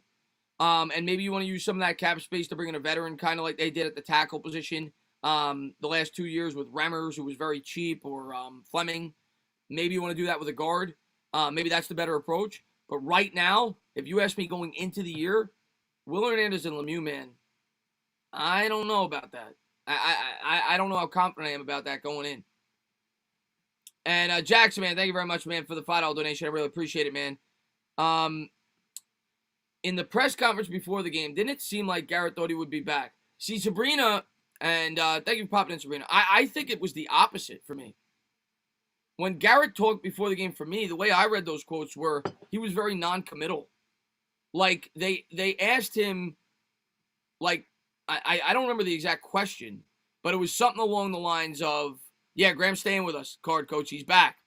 It was something along the lines of, like, do you want to be back? And he didn't even address the question. Like he just said, I'm focused on the game, blah, blah, blah, blah, blah. He didn't even say that he enjoyed being on the staff. Like you would have thought he'd at least say that. That's at least the way I read it. Random guy, man. Thank you very much, man. Gary, you son of a bitch. Don't think we forget about all you crying you did earlier. I think you're still in here. Why don't you take a hike, Gary? I just love, the trolls. You're blocked, Barry. I just love that, a lot of them probably aren't even Mets fans. They're just jackasses that try to get underneath my skin. But I just love that people call me out for my fanhood because I've been doing Giants on YouTube for 2 years. That's what I did on my channel. There's plenty of, football content creators that are fans of other teams that focus on the team that they built their channel around. I do the Mets when I can. I do the Knicks when I can.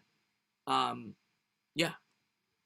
And Max, man, thank you so much for the $2 donation. He says, does Parrott get the start next year or still Fleming? Fleming's not under contract, so I don't think it'll be Fleming. My guess is they don't bring Fleming back. Maybe they do. I wouldn't mind bringing Fleming back on a cost-effective deal for a 1-year contract. But my guess is they go with what they got. They may draft a tackle. But my guess is Parrott's going to be opening day start at right tackle. That'd be my guess. Chris, we're going to have, I don't know what Bad Dog video you're talking about. So excited to hear about the Mets pod. Where will it be? Matt, it's going to be, it's going to be here. It's going to be a video format, but it's also going to be a podcast format. And I'm going to do it with, we actually already got a name. We already got a Twitter name. It was something with Shay in it. I forgot. But I went on their pod. They do a Giants pod. We're going to do our own Mets pod. So I got to talk to them. I said I kind of want to wait until everything dies down with the football season. Maybe it'll be in a couple of weeks. Might do it in a couple of weeks, even before the end of the Super Bowl. But it won't be weekly before there's, enough content to keep up with it weekly. But maybe we'll do an introductory pod. And then, around, mid-February, late February, when you get into spring training or you're approaching spring training, that's when we'll do a weekly pod every week. Los, man, thank you very much, man. I appreciate it. We need the D-line to stay put. Wide receiver 1 at 11, edge in the second. We need the D-line to stay put. Wide receiver 1 at 11, edge in the second. So you're saying bring back both of them and take your wide receiver in the edge in the second. Hey, if they do that, I'm not going to shed a tear. We have a great defensive line. You want to keep it intact. That was the strength of this defense. Have at it. But then you're not going to be able to bring in another impact player. So that's what you got to realize. Vincent, man, thank you very much. Want to see what you think about Logan Ryan moving to safety since he thinks he could be the best safety in the league and have Peppers at linebacker. Well, he played safety this year. He played safety this year. I don't. My guess would be Peppers would not be a full-time linebacker, but I do think they'll play him more in that role. But the Giants are going to come out with all different formations. You know what Patrick Graham does. They're going to find ways to get their players on the field. It's almost like a positionless defense. Depending on the down, depending on the opponent, they may have 3 safeties out there the whole game. And they'll be playing them all over the football field. I'm not too worried about McKinney finding playing time, about Peppers finding playing time, and about McKinney finding playing time. Logan Ryan, rather. I think they'll find ways to get all Peppers, maybe. I think they'll find ways to get all 3 of them out there. Farnickel, man, thank you very much. Will Tate eat the... There we go. Max Webster, man, thank you very much. Would you trust Love at cornerback 2 next year or draft 1? I think we got to draft 1. I'm not saying... Even if you're not sold that we got to take 1 in the first, we still need depth on the outside corner. I think we need to draft 1 maybe in the 3rd, maybe in the 4th, but I think you need to draft a second cornerback, a cornerback next year. Next year, a corner. Maybe Love's your starter if you like to go that route, but you still need depth. I personally am off the Sam Beal train. He's injury prone. He didn't look good when he was in there. I'm not going to rely on Sam Beal. What's up, Jake?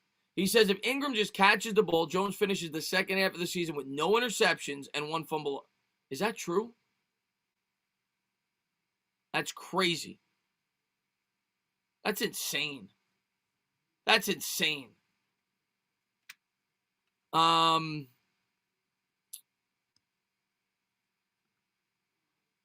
Gino says, Chris, who's your most likely free agent signing and draft pick at the moment? What's going on, Gino Ciano, man? Thanks for popping in.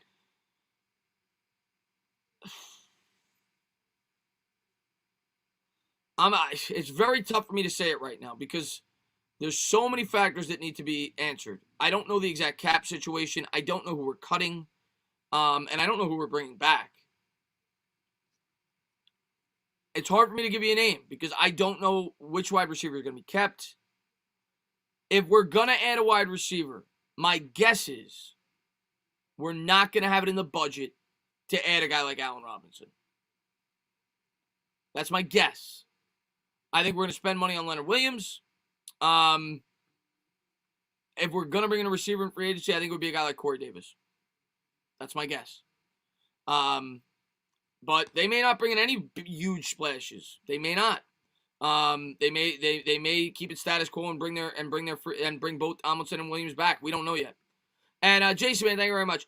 Do you think Doug Peterson is overrated? I think Doug Peterson sucks. I think Doug Peterson sucks. I've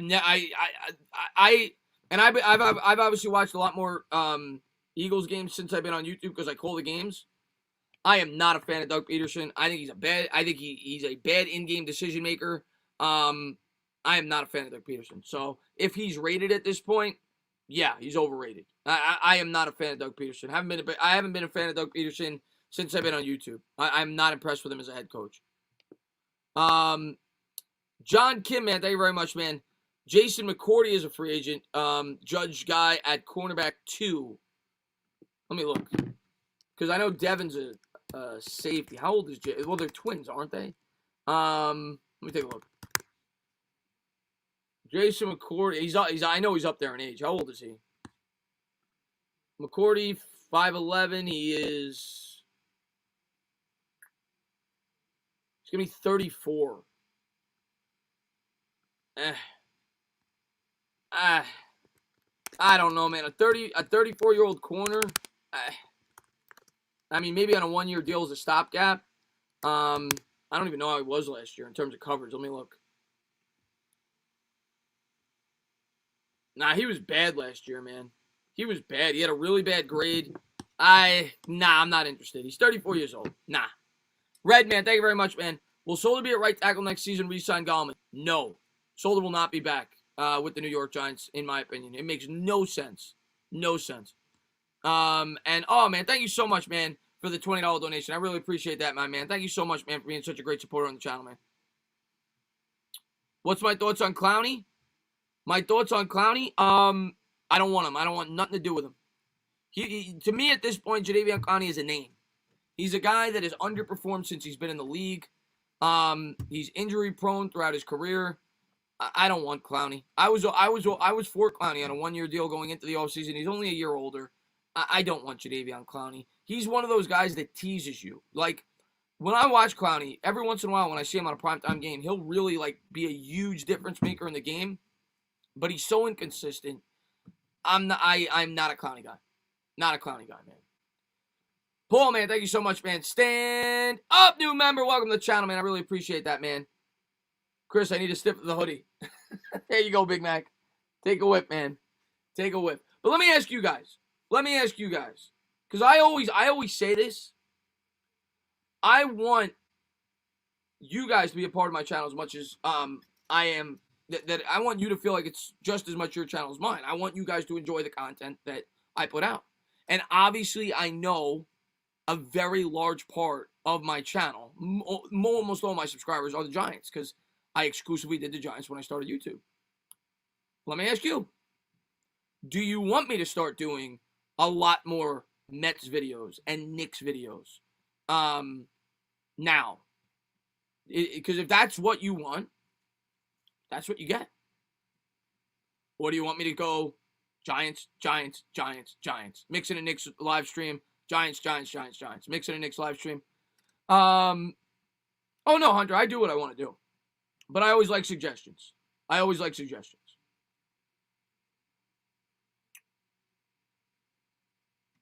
to be told what to do on my channel, but I like to get suggestions from people on my channel.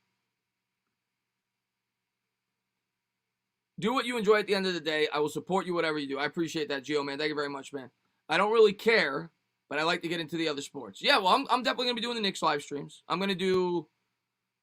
going to do probably at least 2 a week. As long as the Knicks keep playing good basketball, even if they fall off, I'm gonna continue to do the Knicks as much as I can.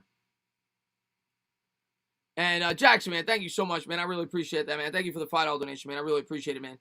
And Template, man, thank you so much, man. He says another $20 because you're the man. Would you ever consider doing live calls with fans with questions? Yeah, I've done that before. All right, here's the thing, man. Here's the thing. And Red Right, man, thank you very much for the $2 donation. Do Knicks, since they look like they're improving? Yeah, I'll do some more Knicks videos as the season progresses. I will. But here's the thing with the last question you asked me. Oh, I missed Max Webster. Did I miss? No, I'll get to Max in a second. Template, your question. I've done live call-ins before, and the problem I get with the live call-ins, Template, it gets very redundant, and and I feel guilty because I have to get to everybody because people are waiting and waiting and waiting, and it takes me like 4 hours. So what I think I'm gonna do this off season, I've done this before. I'm gonna go back to it. I'm going to have assigned guests, subscribers, like 4 subscribers, every once in a while, once every other week, and I'm gonna have them come on the channel. That's what I think I'm gonna do. Because when I have the free for all and all the callers, it gets redundant and it takes forever. And Max, man, thank you very much. Anyone who opted out this year won't be back next year. Judge has proven he wants ball players. Beal gone, Solder gone. Also, thanks for unblocking me. Yeah, man, I'm sorry you were blocked. I had a rogue mod, and it's probably one of these trolls that posed as one of my subscribers. No, nothing's ever gonna take away from the Giants videos, man. Nothing's ever gonna take away from the Giants videos. I'm always gonna do the Giants videos, but that's the thing, man. I do a lot of Giants content, and it's hard for me to find enough time to do the other teams. I would love to have enough time to do everything. Reds, do the Knicks look like? Yes, I think the Knicks are definitely improving. Peter, man, thank you very much, man. Peterson coaches like a kid playing Madden for the first time. Why not look at the free agency? We have whiffed on cornerbacks in the past, trying to draft them. It's fair. It's fair. The thing is, and I'm going to look into that. That may be one of my first videos, Pete, of the offseason. I'm going to start with the cap space stuff, but that may be one of my first videos. I'm going to look at the individual positions, and I'm going to analyze it. I'm going to look at cheap options. I'm going to look at mid-tier options. I'm going to look at expensive options. And maybe I'll start with the cornerback position. I am open to that. But when I glanced over the corner market, and maybe somebody will catch my eye, I was not enthralled with it. But we'll see. Maybe I got to look more into it. But thank you very much, man. I appreciate it, buddy. But I wouldn't be against that. And you're absolutely right. I don't blame Giants fans for being scared at the corner spot because the corners always kill us in the draft. Jackson, man, thank you so much, man, for the $1 donation. I appreciate it, man. What's going on, TL, man? Thanks for popping in the stream, man. And how much we got on here? We've got 9%, so I'm going to keep charging that for a second. Let's see. Nick the Wick, man, he says, I'd be down. That sounds fire. Yeah, no, I think I'm going to get back to that. I think I'm going to get back to that. I just got to find a regular day. Gil, man, thank you very much, man. New York sports is back, baby. And maybe go Bills. I'm rooting for the Bills, Gil. Obviously, I'm not doing Bills videos, but in the playoffs, I'm rooting for the Bills. Gil, you tune into my streams. You know how I feel about the Bills. I'm a big Josh Allen fan. I'm not rooting for the Bills because they're from New York. I really do admire the way they built their football team. I really do. I've made videos about it. I love the way they built their football team. I love watching Josh Allen. I'm really pulling for the Bills. The Bills are my AFC team in the playoffs. They're who I'm rooting for. And I'm rooting for the Packers because I'm in love with Aaron Rodgers. So those are my 2 teams. I'm pulling for the Packers and the Bills. No, I never stream the Super Bowl, Ryan. I enjoy the Super Bowl. Not that I don't enjoy streaming, but I usually go to a friend's house and watch it. But I do not every other playoff game, but I do every round. I don't do the Super Bowl though. Wow, Lake is here. My day is ruined. I don't know who Lake is. Irish. Jake. New York Giants says, Chris, I'm 15. I would love to talk football with you. Would you have me on, or am I too young? No, I mean, listen, as long as people have something to talk about and they want to come on and No, man, I'm always open to having people on the channel, man. I'm always open to having people on the channel. Let's see, we're cheering for the Colts. I like the Colts, Malik. I'm a big Colts fan. Another team. I love the way they built their team, and I'll be pulling for them. Chris Sinor, who I don't see him as much anymore, but I still love Chris Sinor. He's a huge Phillip Rivers fan, and I'd like to see Phillip Rivers get him a championship. I know he'd be happy about that, but no, I like the way the Colts built that team. I like their offensive line. I think they're very dangerous. They've got a very good defense. I forgot who the Colts are playing. Who are they playing? Who are the Colts playing? Who are the Colts playing, guys? I forgot. The AFC is loaded. Like, there's so many good matchups. I forgot who they playing. Who are they playing? Type 11 for Devontae Smith. Saying that they're playing the Bills. The Ravens? They're playing the Ravens? Oh, God. Colts, Bills? Oh, that's a good game. Oh, man, I'm streaming that game. That's a good game, man. I'm going to tell you what. And I know the Bills are playing top-notch right now. What's going on, Mr. Handglider, man? I'm going to tell you what, man. That's a bad draw. That's a bad draw. I'm going to pick the Bills probably. But that's a bad draw.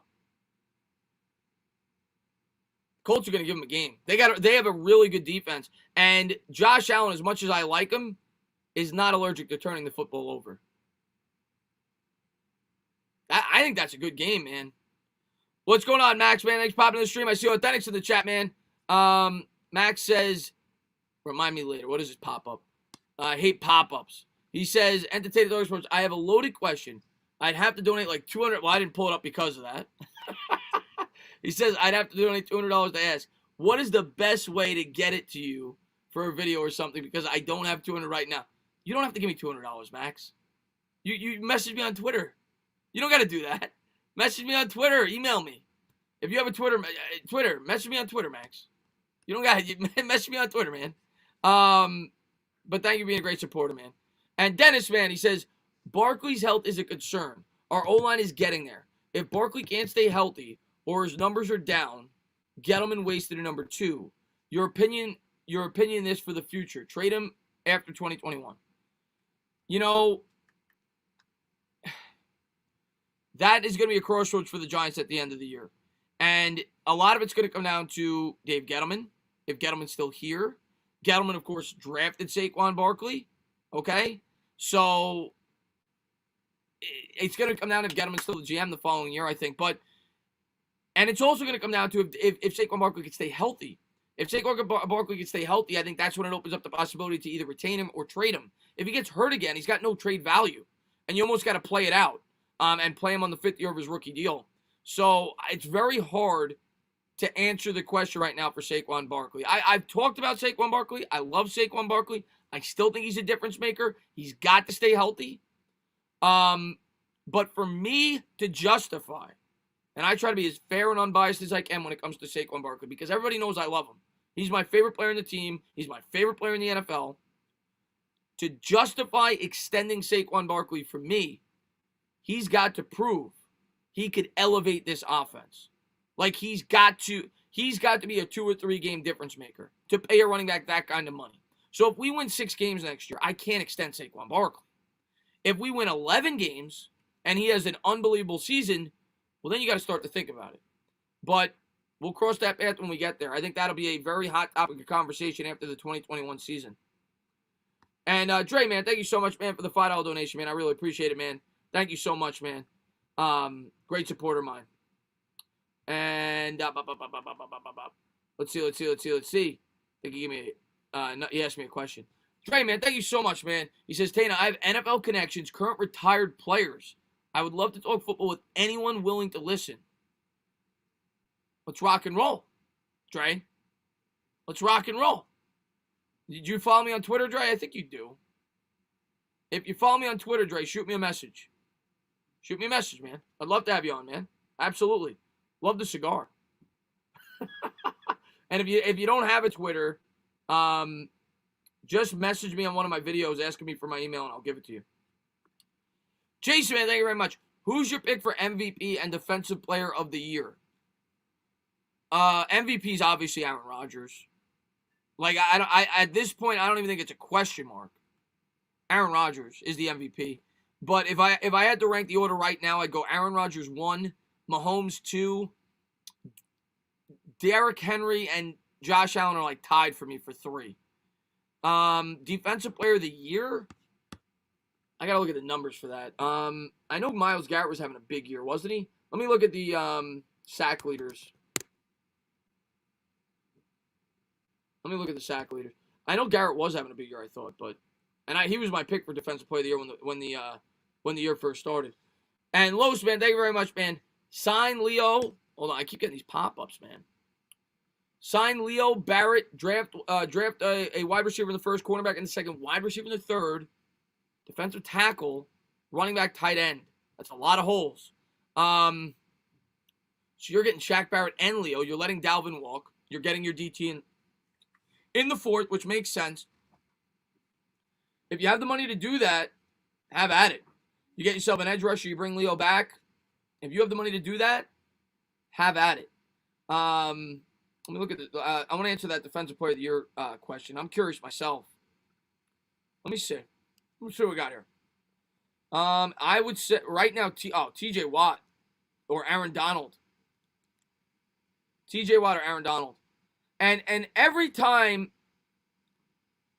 Leonard Williams, man, look at that, man. He finished 7th in the league in sacks. Myles Garrett had 12 sacks. But every time, if anybody followed me, any of my old subscribers, I don't know if you guys remember. I don't know how many of my old subscribers remember the 2 off seasons ago.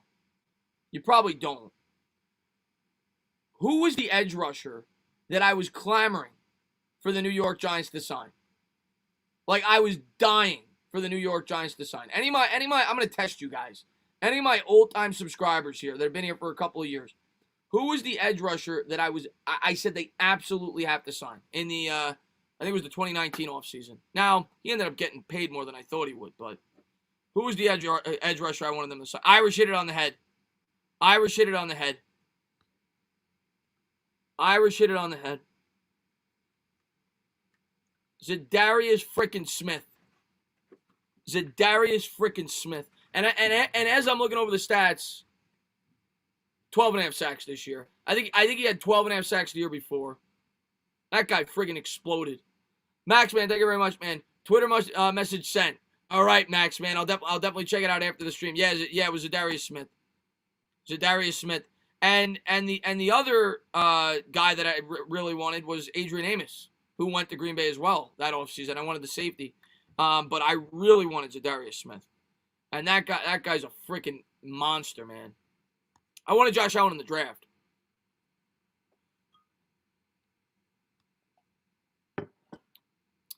Tana, what's up, brother? Stand up. Much love from Connecticut. What's going on, Matt? From Connecticut, man. What's going on, man? Thanks for popping in the stream, man. Why does every mock predict the Eagles go wide receiver? They literally drafted one. You know why, Bavith? You want to know why? Because the Eagles can't draft.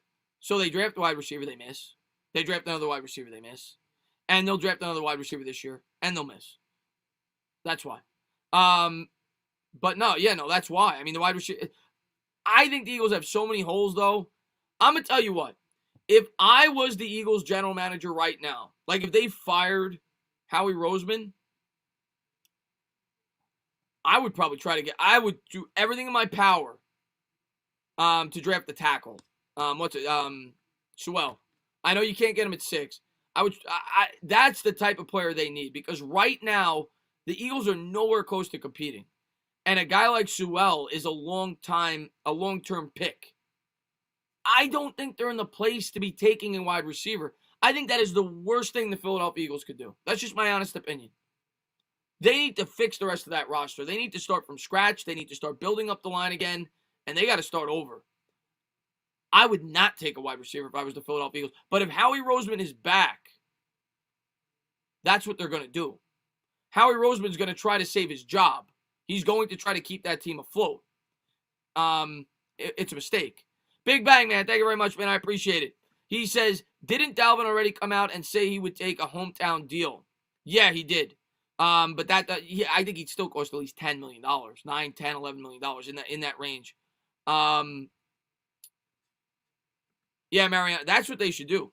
The Eagles should absolutely start from scratch, and they should start building up that line again. Their line is trashed. I mean, it's getting old, and that was a strength of theirs. That's what I would do. I would either trade down and get draft capital, or and if Penny will ever drop to me, I would take him. I don't think he's going to drop to them, but I would either look to trade down. I would probably try to trade down and start to build that offensive line back up if I was the Eagles. They got to start thinking long term, but the problem is if Roseman's back, they're not going to do that. Roseman's going to take the receiver. He's going to try to get the immediate impact player, and they're going to continue to plummet. They got to blow it up, man. They got to blow it up. Who are we to talk bad drafting? We drafted. Gavin is an Eagles fan, just so you know. He's poking at us. I get it, Gavin. I get it. It's fair. It's fair. Especially with my Daniel Jones reaction picture with the snot coming out of my nose. It's fair. R says it's going to be a long time for Eagles fans. Yeah, it is. It is going to be. It's going to be a long time for Eagles fans. Daniel says, hey, Chris, other than Solder and Zeitler, who do you think we should be looking to cut? See, Zeitler, I'm like, what's going on, Baruch, man? Thanks for popping in the stream, man. Zeitler, I'm like 50-50 on. I'm not 100% sold that they should cut him. I'm like 50-50 on. Solder, we need to cut. Golden Tate's a given. Got to cut Golden Tate. I'm going to go over it. I did it earlier. There's a couple of small guys. Mayo we're going to cut. Toyola we're going to cut. And Cody Core I think we're going to cut. So those are some of the guys. Jeffrey, man, thank you so much, man. Or Joffrey. He says, Leo stated he already has money saved, so he cares to play with the Giants. You know what, man? Here's what I'm going to say, man. Here's what I'm going to say. I'll believe it when I see it. And I hope that's the case, Joffrey.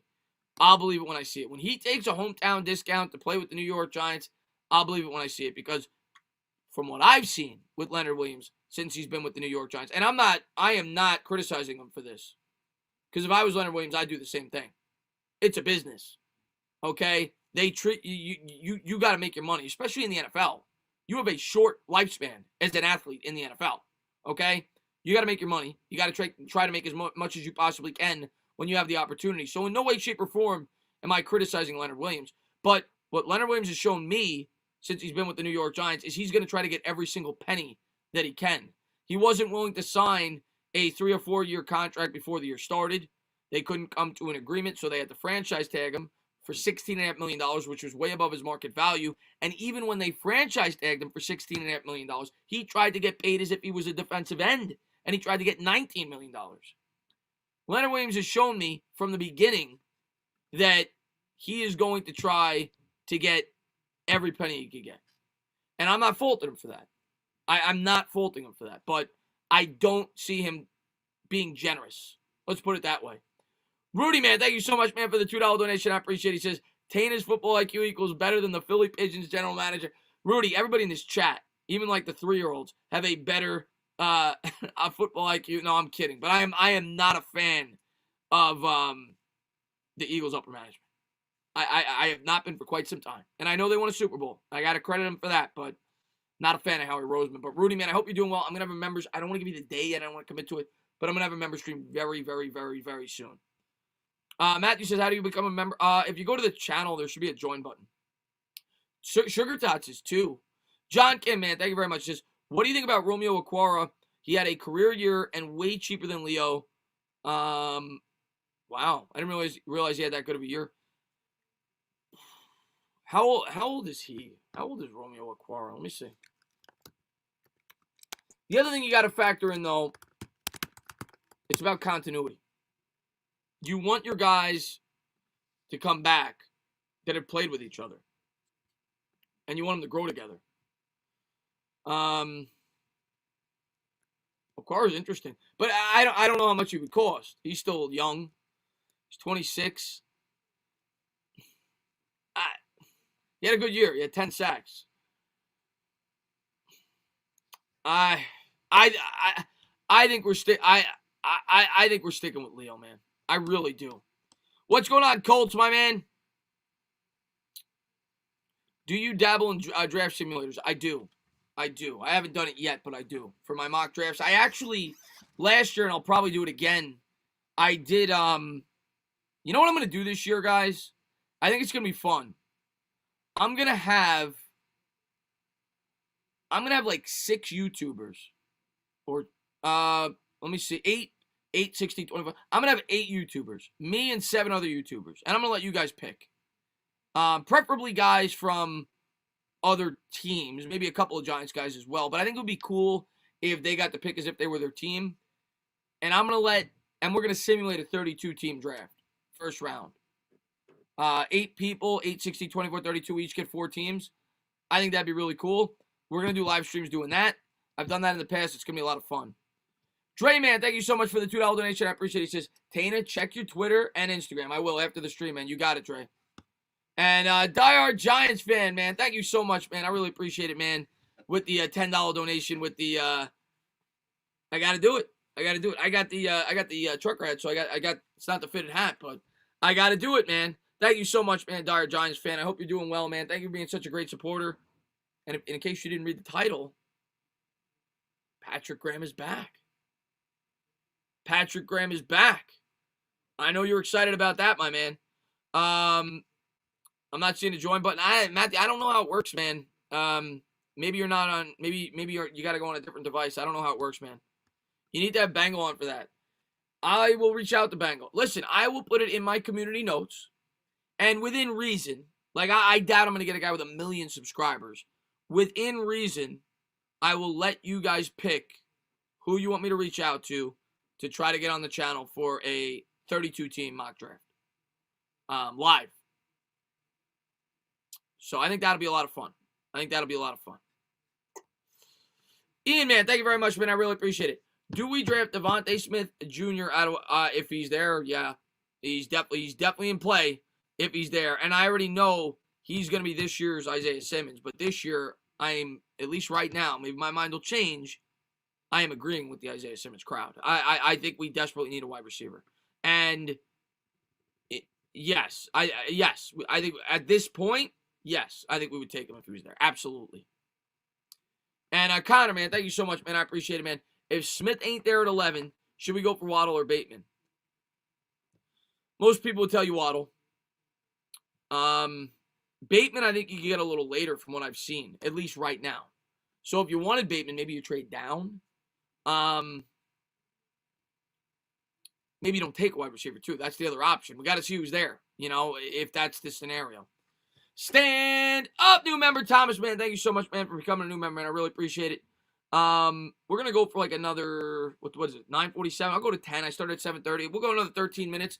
But I just wanted I was gonna go live, and then I decided not to because I was tired. But then I saw the Patrick Graham. I'm like, you know what? I'm going live tonight. I know Giants fans want to talk about this. They want to talk about the offseason. They're getting giddy. The season just ended, and I'm giddy. Connor says, if Smith ain't there at 11, should we? Oh, I already answered that. Let's see what we got here. Nick Casero to the Texans. Yeah, I saw that earlier, Max. They were talking about that earlier. Pick Tom Grossi. I'd love to have Tom Grossi on the channel. Are you still working on a Giants player on the stream? I would love to do that. It fell through. The guy I was talking to. It fell through, but I would love to do that. That's my goal. This season, I want to be able to get a player on the channel. Like a good player. That's my goal. Colts and Eat Talk says, have you done Giants offseason scenario videos yet? Before, in the past? Oh, yeah. Not this year yet, but yeah. Every year, for anybody that's new, first off, I do a ton of mock drafts. I do Giants-specific mock drafts. I do 7-round Giants-specific mock drafts. I also do something called the Gettleman Project. And Gettleman is back. So this year, we're going to be doing the Gettleman Project for the 3rd straight year. And what I do with the Gettleman Project is I simulate all the different scenarios I could see the New York Giants potentially being thrown through in the draft. Whether it be trading down, trading up, an unexpected player dropping to 11, trading back up into the 1st round. So yeah, I do the Gettleman Project. And Manny, man, thank you very much for the $5 donation. I appreciate it. He says, sign Allen Robinson, draft Jalen Waddle, pair with Slayton and Shepard. I mean, come on. Robinson, Waddle, your wide receivers are stacked if you end up doing that. Right. Have to think about what Gettleman thinks rather than your own opinions because he's the GM. Yeah. Well, it's more so I put myself in the situation, but yes, I try to think how he would think as well. Mason says, entertaining, you are the man, best Giants YouTuber, period, hands down. Love your content, my brother. Well, I appreciate that, Mason, man. Thank you for being here, buddy. Who do you realistically think we land in free agency? I right now, LA, I am leaning that we're not gonna have a big splash. I am leaning that we're gonna bring back a lot of guys and we're gonna have a couple of cost-effective moves. That's what I'm leaning. But maybe I'm wrong. And I talked about going into this offseason before the pandemic when I anticipated we're gonna have more cap space, and it affected everybody, not just us. I wanted the Giants to be ultra aggressive because I wanted them to accelerate the process because I recognize that Jones is entering the third year of his rookie deal. But with the pandemic and the cap being, crushed, if it is, which it looks like it's going to be, that really limits our options. I don't think we're going to be able to go crazy in free agency. Have a good one, Tana. Don't know if you recognize me from the last couple of years because I can't donate, but appreciate the content. No, Vasily, I've seen you, man. I see you, my man. Thank you for popping in, man. I appreciate it, buddy. Knicks to the finals. Reese, what I always tell you, it looks like you're smoking a joint there. I don't think you are. Are you? You might be smoking a joint there, Reese. Let me take a look. You smoking a joint, Reese? Because with that take, Reese, you either got to put down the beer or you got to stop smoking that joint. Put down the beer or stop smoking the joint. There is no chance in hell we're going to the NBA Finals. Stand up, new member. Jaden, man, thank you so much, man. Welcome to the channel, man. Dre, man, thank you so much for the $5 donation, man. I really appreciate that, buddy. And he says, Giants are taking a pass rusher in the first round. The class is not deep. This is a deep wide receiver class. So that is the second pick. If Smith is at 11, Gettleman will draft him. I could see that. If the top two wide receivers are gone, Dre, and no edge rushers are gone, and they have their pick of Pye or Pay and Rousseau, I could very well see that, depending on what they do in free agency. I could see that. Joshua, thank you very much. I would love if we took Waddle at 11, then traded up to like 25 and took, but I don't know if we have the draft capital. Well, you could always trade future draft capital as well. We probably don't to get back up into the first round that high. Maybe at like 30, 31. You'd probably have to give up more than you'd want. Justin, man, thank you very much. Can you reveal who the player was or not? And hey, yeah, it was who the player was going to be was Wayne Gallman, Justin, but it didn't work out. It was going to be Wayne Gallman. The Real Talk Podcast, man. I see you all the time on Twitter, man. Thank you for the $2 donation, man. Thank you for all the support on Twitter. I really appreciate it, buddy. And thank you for being a great supporter of the channel. Let's see what we got here. Did he put that joint down yet, guys? By the way, I see everybody still laughing. There's Reese says, yeah, I'm clapped. Reese, put the joint away. Put the joint away. Knicks ain't going to the finals, my man. Luis, man, thank you so much for the $5 donation. He says, just jumped on the stream. Can you quickly summarize what you heard about Graham? Love the channel. Been a supporter for a long time. Great content, bud. Yeah, Luis, I've seen you. I recognize the picture.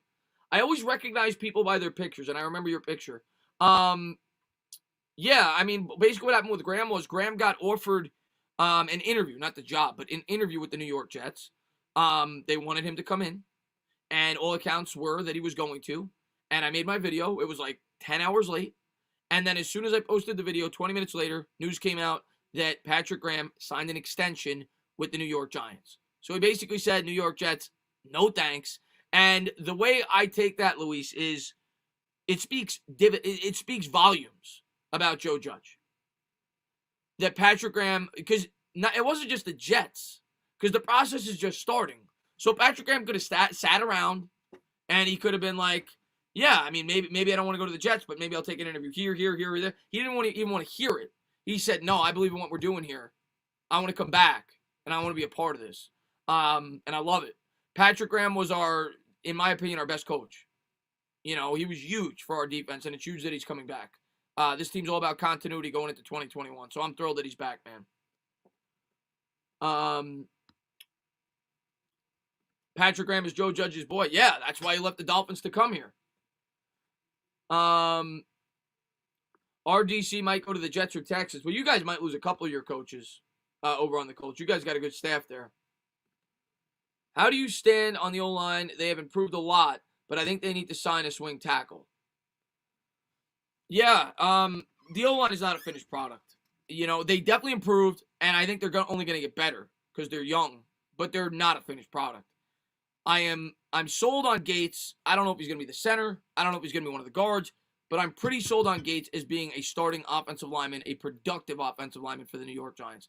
I am sold on Andrew Thomas because if he is not, we're screwed, and he looked a lot better the second half. I'm bought in on Andrew Thomas as the left tackle. You got to hope one of the guards pan out, whether it be Hernandez or Lemieux. You got to hope one of them pan out. And then I think, you know, we don't know what we got with Parrott. You don't know what you got with the other guard. We still need to continue to draft offensive linemen. I'm not saying the first round, but we need to continue to draft offensive linemen, guards, tackles. You need to continue to bring them in because we're not done yet. And all the good teams, you know, I talk about all the time, the New Orleans Saints have the best offensive line in football every year, like the last 3 years. And they still draft offensive linemen. They drafted Ruiz this year. They're always bringing in new offensive linemen, and that's what the best teams do. And yeah, the Giants are going to need to continue to do that. I expect them to draft an offensive lineman, at least one, in this year's draft. Maybe in the 4th, 5th round, whatever it may be, but they need to continue to bring them in. Absolutely. Should the Giants target Yannick or Bud Dupree in free agency? I'm going to say definitely no on Bud. He's probably going to miss the majority of the season because of the injury. I don't even know what Yannick did this year. I know he got off to a really good start. Thomas, man, thank you so much for the $5 donation. He says, if we fire Garrett, who do you think we bring in for the OC? Maybe Kitchens to keep continuity for Jones and the offense, not completely start over. Yeah, Thomas, if we stay in-house, I think it'll be Kitchens. Or the guy that I like, Jerry Shaplinsky, the quarterback coach. I really like him when I did my research on him, but I think it'll be one of those two if they stay in-house, but I'd be leaning Kitchens for obvious reasons. He took over the play calling. He's got very strong ties to Judge. And if they went out of house, I would go with O'Shea. That I think he's the favorite. I've talked to people that I'm not going to say they're insiders, but a lot of people seem to think that O'Shea could be the guy. He's got ties to Judge. He coached with him in New England. He was the offensive coordinator in Miami in 2019. I think that's where they'd be leaning. Justin, man, thank you so much for the $5 donation. Crazy idea. If we trade up to 5 on draft night to say F you to the Eagles and take Devontae Smith or Jamar Chase right before them. If we trade up to 5 on draft night to say F you to the Eagles and take Devontae Smith, I don't want to do that, Justin. And everybody's entitled to their opinion. I don't believe in trading up that many spots. It's going to cost you a lot of draft capital for a wide receiver. I stay where I'm at 11, and if I want a wide receiver, I hope the guy that I want drops to me. If not, you know, I do what Dre kind of just said. I go BPA at another need. If the wide receiver that I want's not there, I take an edge. I take a corner.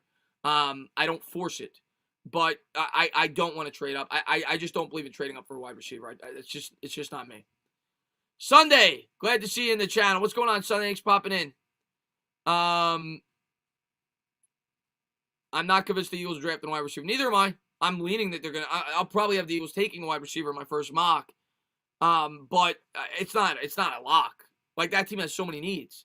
And if Roseman comes back, I think it's more likely, and it looks like he's gonna, that they do go wide receiver because he's going to try to save his job. He needs immediate impact players. Wide receiver is going to probably be the most immediate impact that he could draft.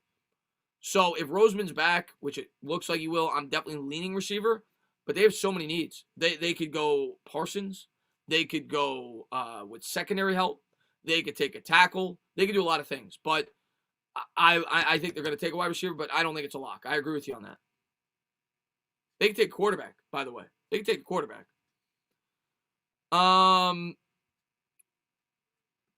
Can you interview the players with the press? Not yet, man. That would be a dream if I could ever do that. Someone on Bleacher Report said Devontae Smith dropping to 22, and that's hit official mock draft. Okay, guys, if last year didn't teach us anything, it definitely taught me something because I follow these mock drafts religiously. especially this early in the process. If last year didn't teach you anything, nothing's going to teach you it. Where was Andrew Thomas going in the mock draft before, Andrew Thomas, when it first started, was going like top 4, top 3. Then a month into the process, like right before the combine, he dropped to like 15. Then after the combine, even though he had a really good 3-yard shuttle, which is real 3-cone shuttle, which is really all that matters for an offensive lineman in the combine, he dropped to like 24 because Wirfs had that unbelievable combine because he's an athlete and Becton impressed people. You never know. You never know what's going to happen until draft night. We could guess. That's the fun part of the offseason. You guess, you estimate. Devontae Smith could go 4. He could go 20. That's just the nature of the beast. Do I think he'll go 20? No. I think he's going to go top 10, but no chance the Eagles field office goes into the offseason thinking Hurts is the answer. They have the 6th pick in a quarterback-friendly draft. Wentz is gone. You don't tank on national TV, so you drop 3 spots to go wide receiver. Jake with the hot take. Jake's got the Eagles. Jake's got the Birds taking a quarterback. Jake, I'll tell you what, man. I'm going to give you a ton of credit if they take a quarterback. Who did you have the Giants drafting last May? Dylan, I always, you go back and look at my videos. I fluctuated on the tackle that they were going to take, but I always said tackle. I might have with all the fan, I always wanted tackle. With all the fan hype and the hysteria, I may have altered in terms of what I thought they were going to do for like a week with Isaiah Simmons, but I always wanted tackle. I always thought in my heart they were going to go tackle. And originally I thought Andrew Thomas because he was the guy. And then, you listen to the beat writers, you listen to the rumors. Wirfs is getting all this press, right? Wirfs and Wirfs was really getting the most press for the Giants with the rumors. And then Wills, people were starting to talk about him. So I thought it was down to Wirfs and Wills. And then Andrew Thomas came in last second. But I always thought it was going to be a tackle. But it altered throughout the process as to which tackle it was going to be. Steve, man, thank you so much for the $5 donation. I appreciate it. He says, how would you feel if Wentz came the backup Jones? Never going to happen. Wentz makes $33 million. $33 million. No way. B, man, thank you very much. I'm liking Waddle 11. Can also be a dynamic kick returner. Waddle's definitely one of the 3 or 4 most likely guys that we'll get. If you ask me right now. At 11. He's definitely on the radar. He's a need. It's very possible he will be the best wide receiver available when we pick. He's definitely one of the names that we could possibly take right now. Absolutely. What's going on, Zach Martinez? Man, thanks for popping the stream. Sorry, Chris. Had to leave. I had work to do. My fault. Don't ever apologize. Are you kidding me? Thank you for being here at all, man. Thank you for supporting the channel. You never have to apologize. I never expect you guys to be here. I appreciate each and every one of you guys for coming. I think the fan base needs to relax on drafting a wide receiver. Draft an edge. So much more important of a position. Having a good D-line will allow us to hide some of the deficiencies we have a cornerback too as well. I generally agree with you, especially if you've been watching my channel. You know that. I am usually very against taking wide receivers early in the draft. If you look historically at drafts, I did a video on this last year. I did a 10-year sample size from 2007 to 2017. And I don't remember all the percentages, but the position that had the most Pro Bowlers outside of the first round was far and away the wide receiver position. 67% of the Pro Bowlers over that 10-year sample size were drafted in the second round or later at the wide receiver position. Only 33% were taken in the first round. To put that into context, quarterback was like 50-50. Tackle was like 60 in the first round, 40 outside of the first round. It was a huge disparity between other positions. So in terms of value, I am completely on board with you. However, it is such a big need right now for Daniel Jones. And I do not want to end this 2021 season having any doubts as to whether or not Daniel Jones is the guy. I don't want to take a project wide receiver in the second round and still go into the next season with not knowing we have a definitive number 1 wide receiver. So if you could sign one, go at it. And we'll see what they end up doing. I'm not going to cry if they go that route. But I do think we need a wide receiver, a very good wide receiver.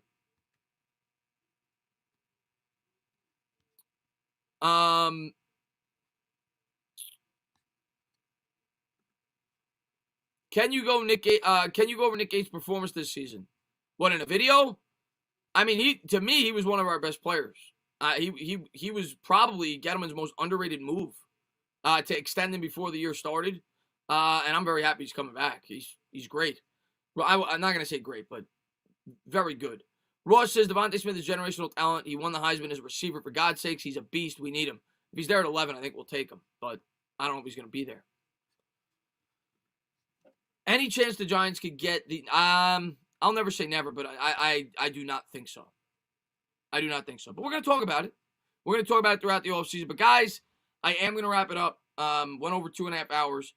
I'm tired.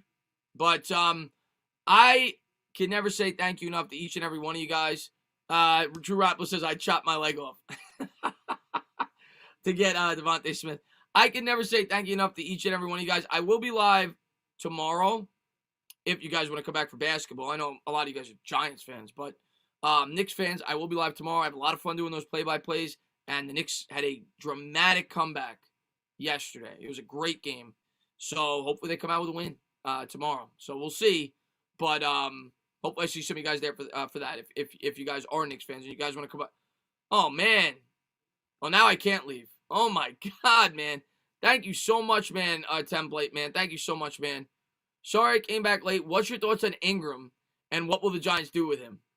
Wow, man, you didn't have to do that, man. Thank you so much, man. I really appreciate that. It's funny you asked me that, Template, because I've been asked by so many people, what are the Giants going to do with Ingram? Make a video on Ingram. And I swear, I am making a video on this exact topic tomorrow. And it may not be tomorrow. I may have to push it back another day because there may be news that comes out with ownership and Gettleman talking to the press. And if that happens, I'm going to have a video on that. But I'm going to have a video very soon on that topic. But my thoughts on Evan Ingram is this, man. I tried to buy into Evan Ingram. I really did. I see the talent in the guy. And what's so discouraging about Evan Ingram is you see that talent.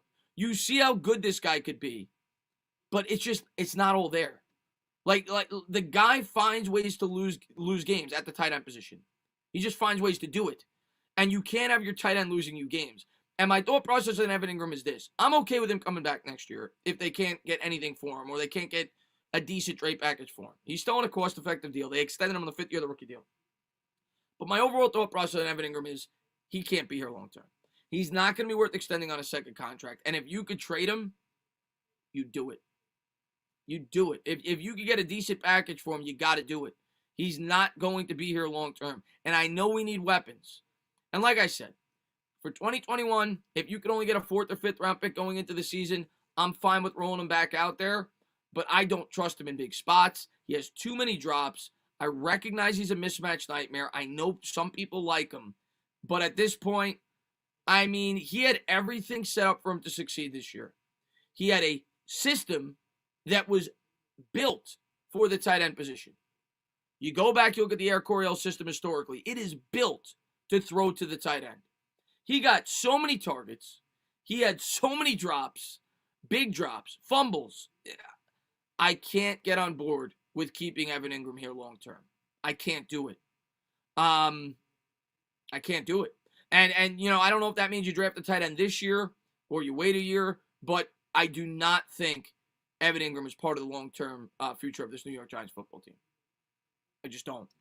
I will have a video going more in depth about the statistics and everything like that, but there's my short video. If you could get something valuable for Ingram, you do it. You fly him to that city. You get him out of here.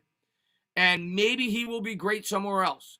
Maybe if he gets that opportunity, he will be great in another spot. Maybe he needs a change of scenery, but it ain't going to happen here. It's been too much. It's now he's been in the league now for 4 years. The one good thing that he accomplished this year was he didn't get hurt. That was my biggest thing coming into the year. The guy had missed 14 games in his first 3 years. He missed the season's worth of games in his first 3 years. This year he didn't get hurt. But he's always had a drop problem. He had a huge drop problem in his rookie year, and he continued that this year. I mean, I'm done with him. Long term, I'm done with him. I'm going to support him as long as he's wearing a New York Giants uniform, and I'm going to root my ass off when he makes big plays. But if I'm the GM, he doesn't see this roster in 2022. He's going to see it in 2021 because I probably can't get anything worth trading him for, but I don't extend them. That's my take on Evan Ingram. But, man, thank you so much, man, for the incredible generosity, man. I really appreciate that, man. And, Vincent, man, thank you very much, man. Your reaction to drafting Jones is still legendary. Yeah, listen, man, that is not my proudest moment. Definitely not my proudest moment, man. You guys got my reaction, man. I was passionate. I was in love with Josh Allen. If you watch my channel that offseason, the first guy I did a draft profile video on was Josh Allen. And Josh Allen was far and away my favorite prospect in that draft. I actually called him dropping to the Giants the day of the mock draft. I did a mock draft the day before the draft, rather, and I had Josh Allen falling to the Giants, which not a lot of people expected. And when they had the opportunity to take him, I knew they were going to take him, and they didn't. And I was shocked. But I want to be wrong. Like, I'm a Giants fan. I want to be so wrong. I want Daniel Jones to make me look like a fool for the rest of my life. And I hope he does, man. I like to root for the underdogs. It's why I'm a Met fan. I like to root for the underdogs. And Daniel Jones is the underdog at this point. A lot of fans have given up on him. And I've grown fond of him. I want him to be successful. I do. He's a good guy. He works hard. And I want him to prove people wrong. And I'm happy he's getting the chance in 2021. And I hope he does. I hope he does. We'll see. Nicky Sad, man, thank you very much, man. I appreciate it. He says, Chris, Devontae won. I'm so happy. You know I love Batman. Yeah, he won the Heisman Trophy, man. He deserves it. I mean, the guy had 1,700 yards or whatever it was. He had a great year for you guys, man. But we'll see, man. And there's somebody already said he stinks. And right now, I'm not going to get into an argument with you because he wasn't very good this year. But, and I hope he proves you wrong, Brendan. I hope he proves you wrong. But, guys, I'm going to close it out. Again, I want to say thank you to everybody for all the support. Thank you guys for being such great supporters on the channel. Thank you for everything that you do. I'm going to try to continue to give you guys good off-season content throughout the year. Tomorrow, expect me to probably recap what they talk about tomorrow. Because I think Mara's going to come out and talk. I think Gettleman will probably come out and talk. And I'll probably recap that. That'll probably be my video for tomorrow. And I'll be live for the next game. But after that, I'll start jumping into some players. That's probably what I'll start with. I'll start with Leonard Williams. I'll start with Evan Ingram. I'll start with Dalvin Tomlinson. I'll start with what I think these guys are going to cost and whether or not I'd bring them back. I'll get into the cap and all that. But I want to say thank you to everybody. Thank you guys for being such great supporters. And we'll talk soon. Have a great night, guys.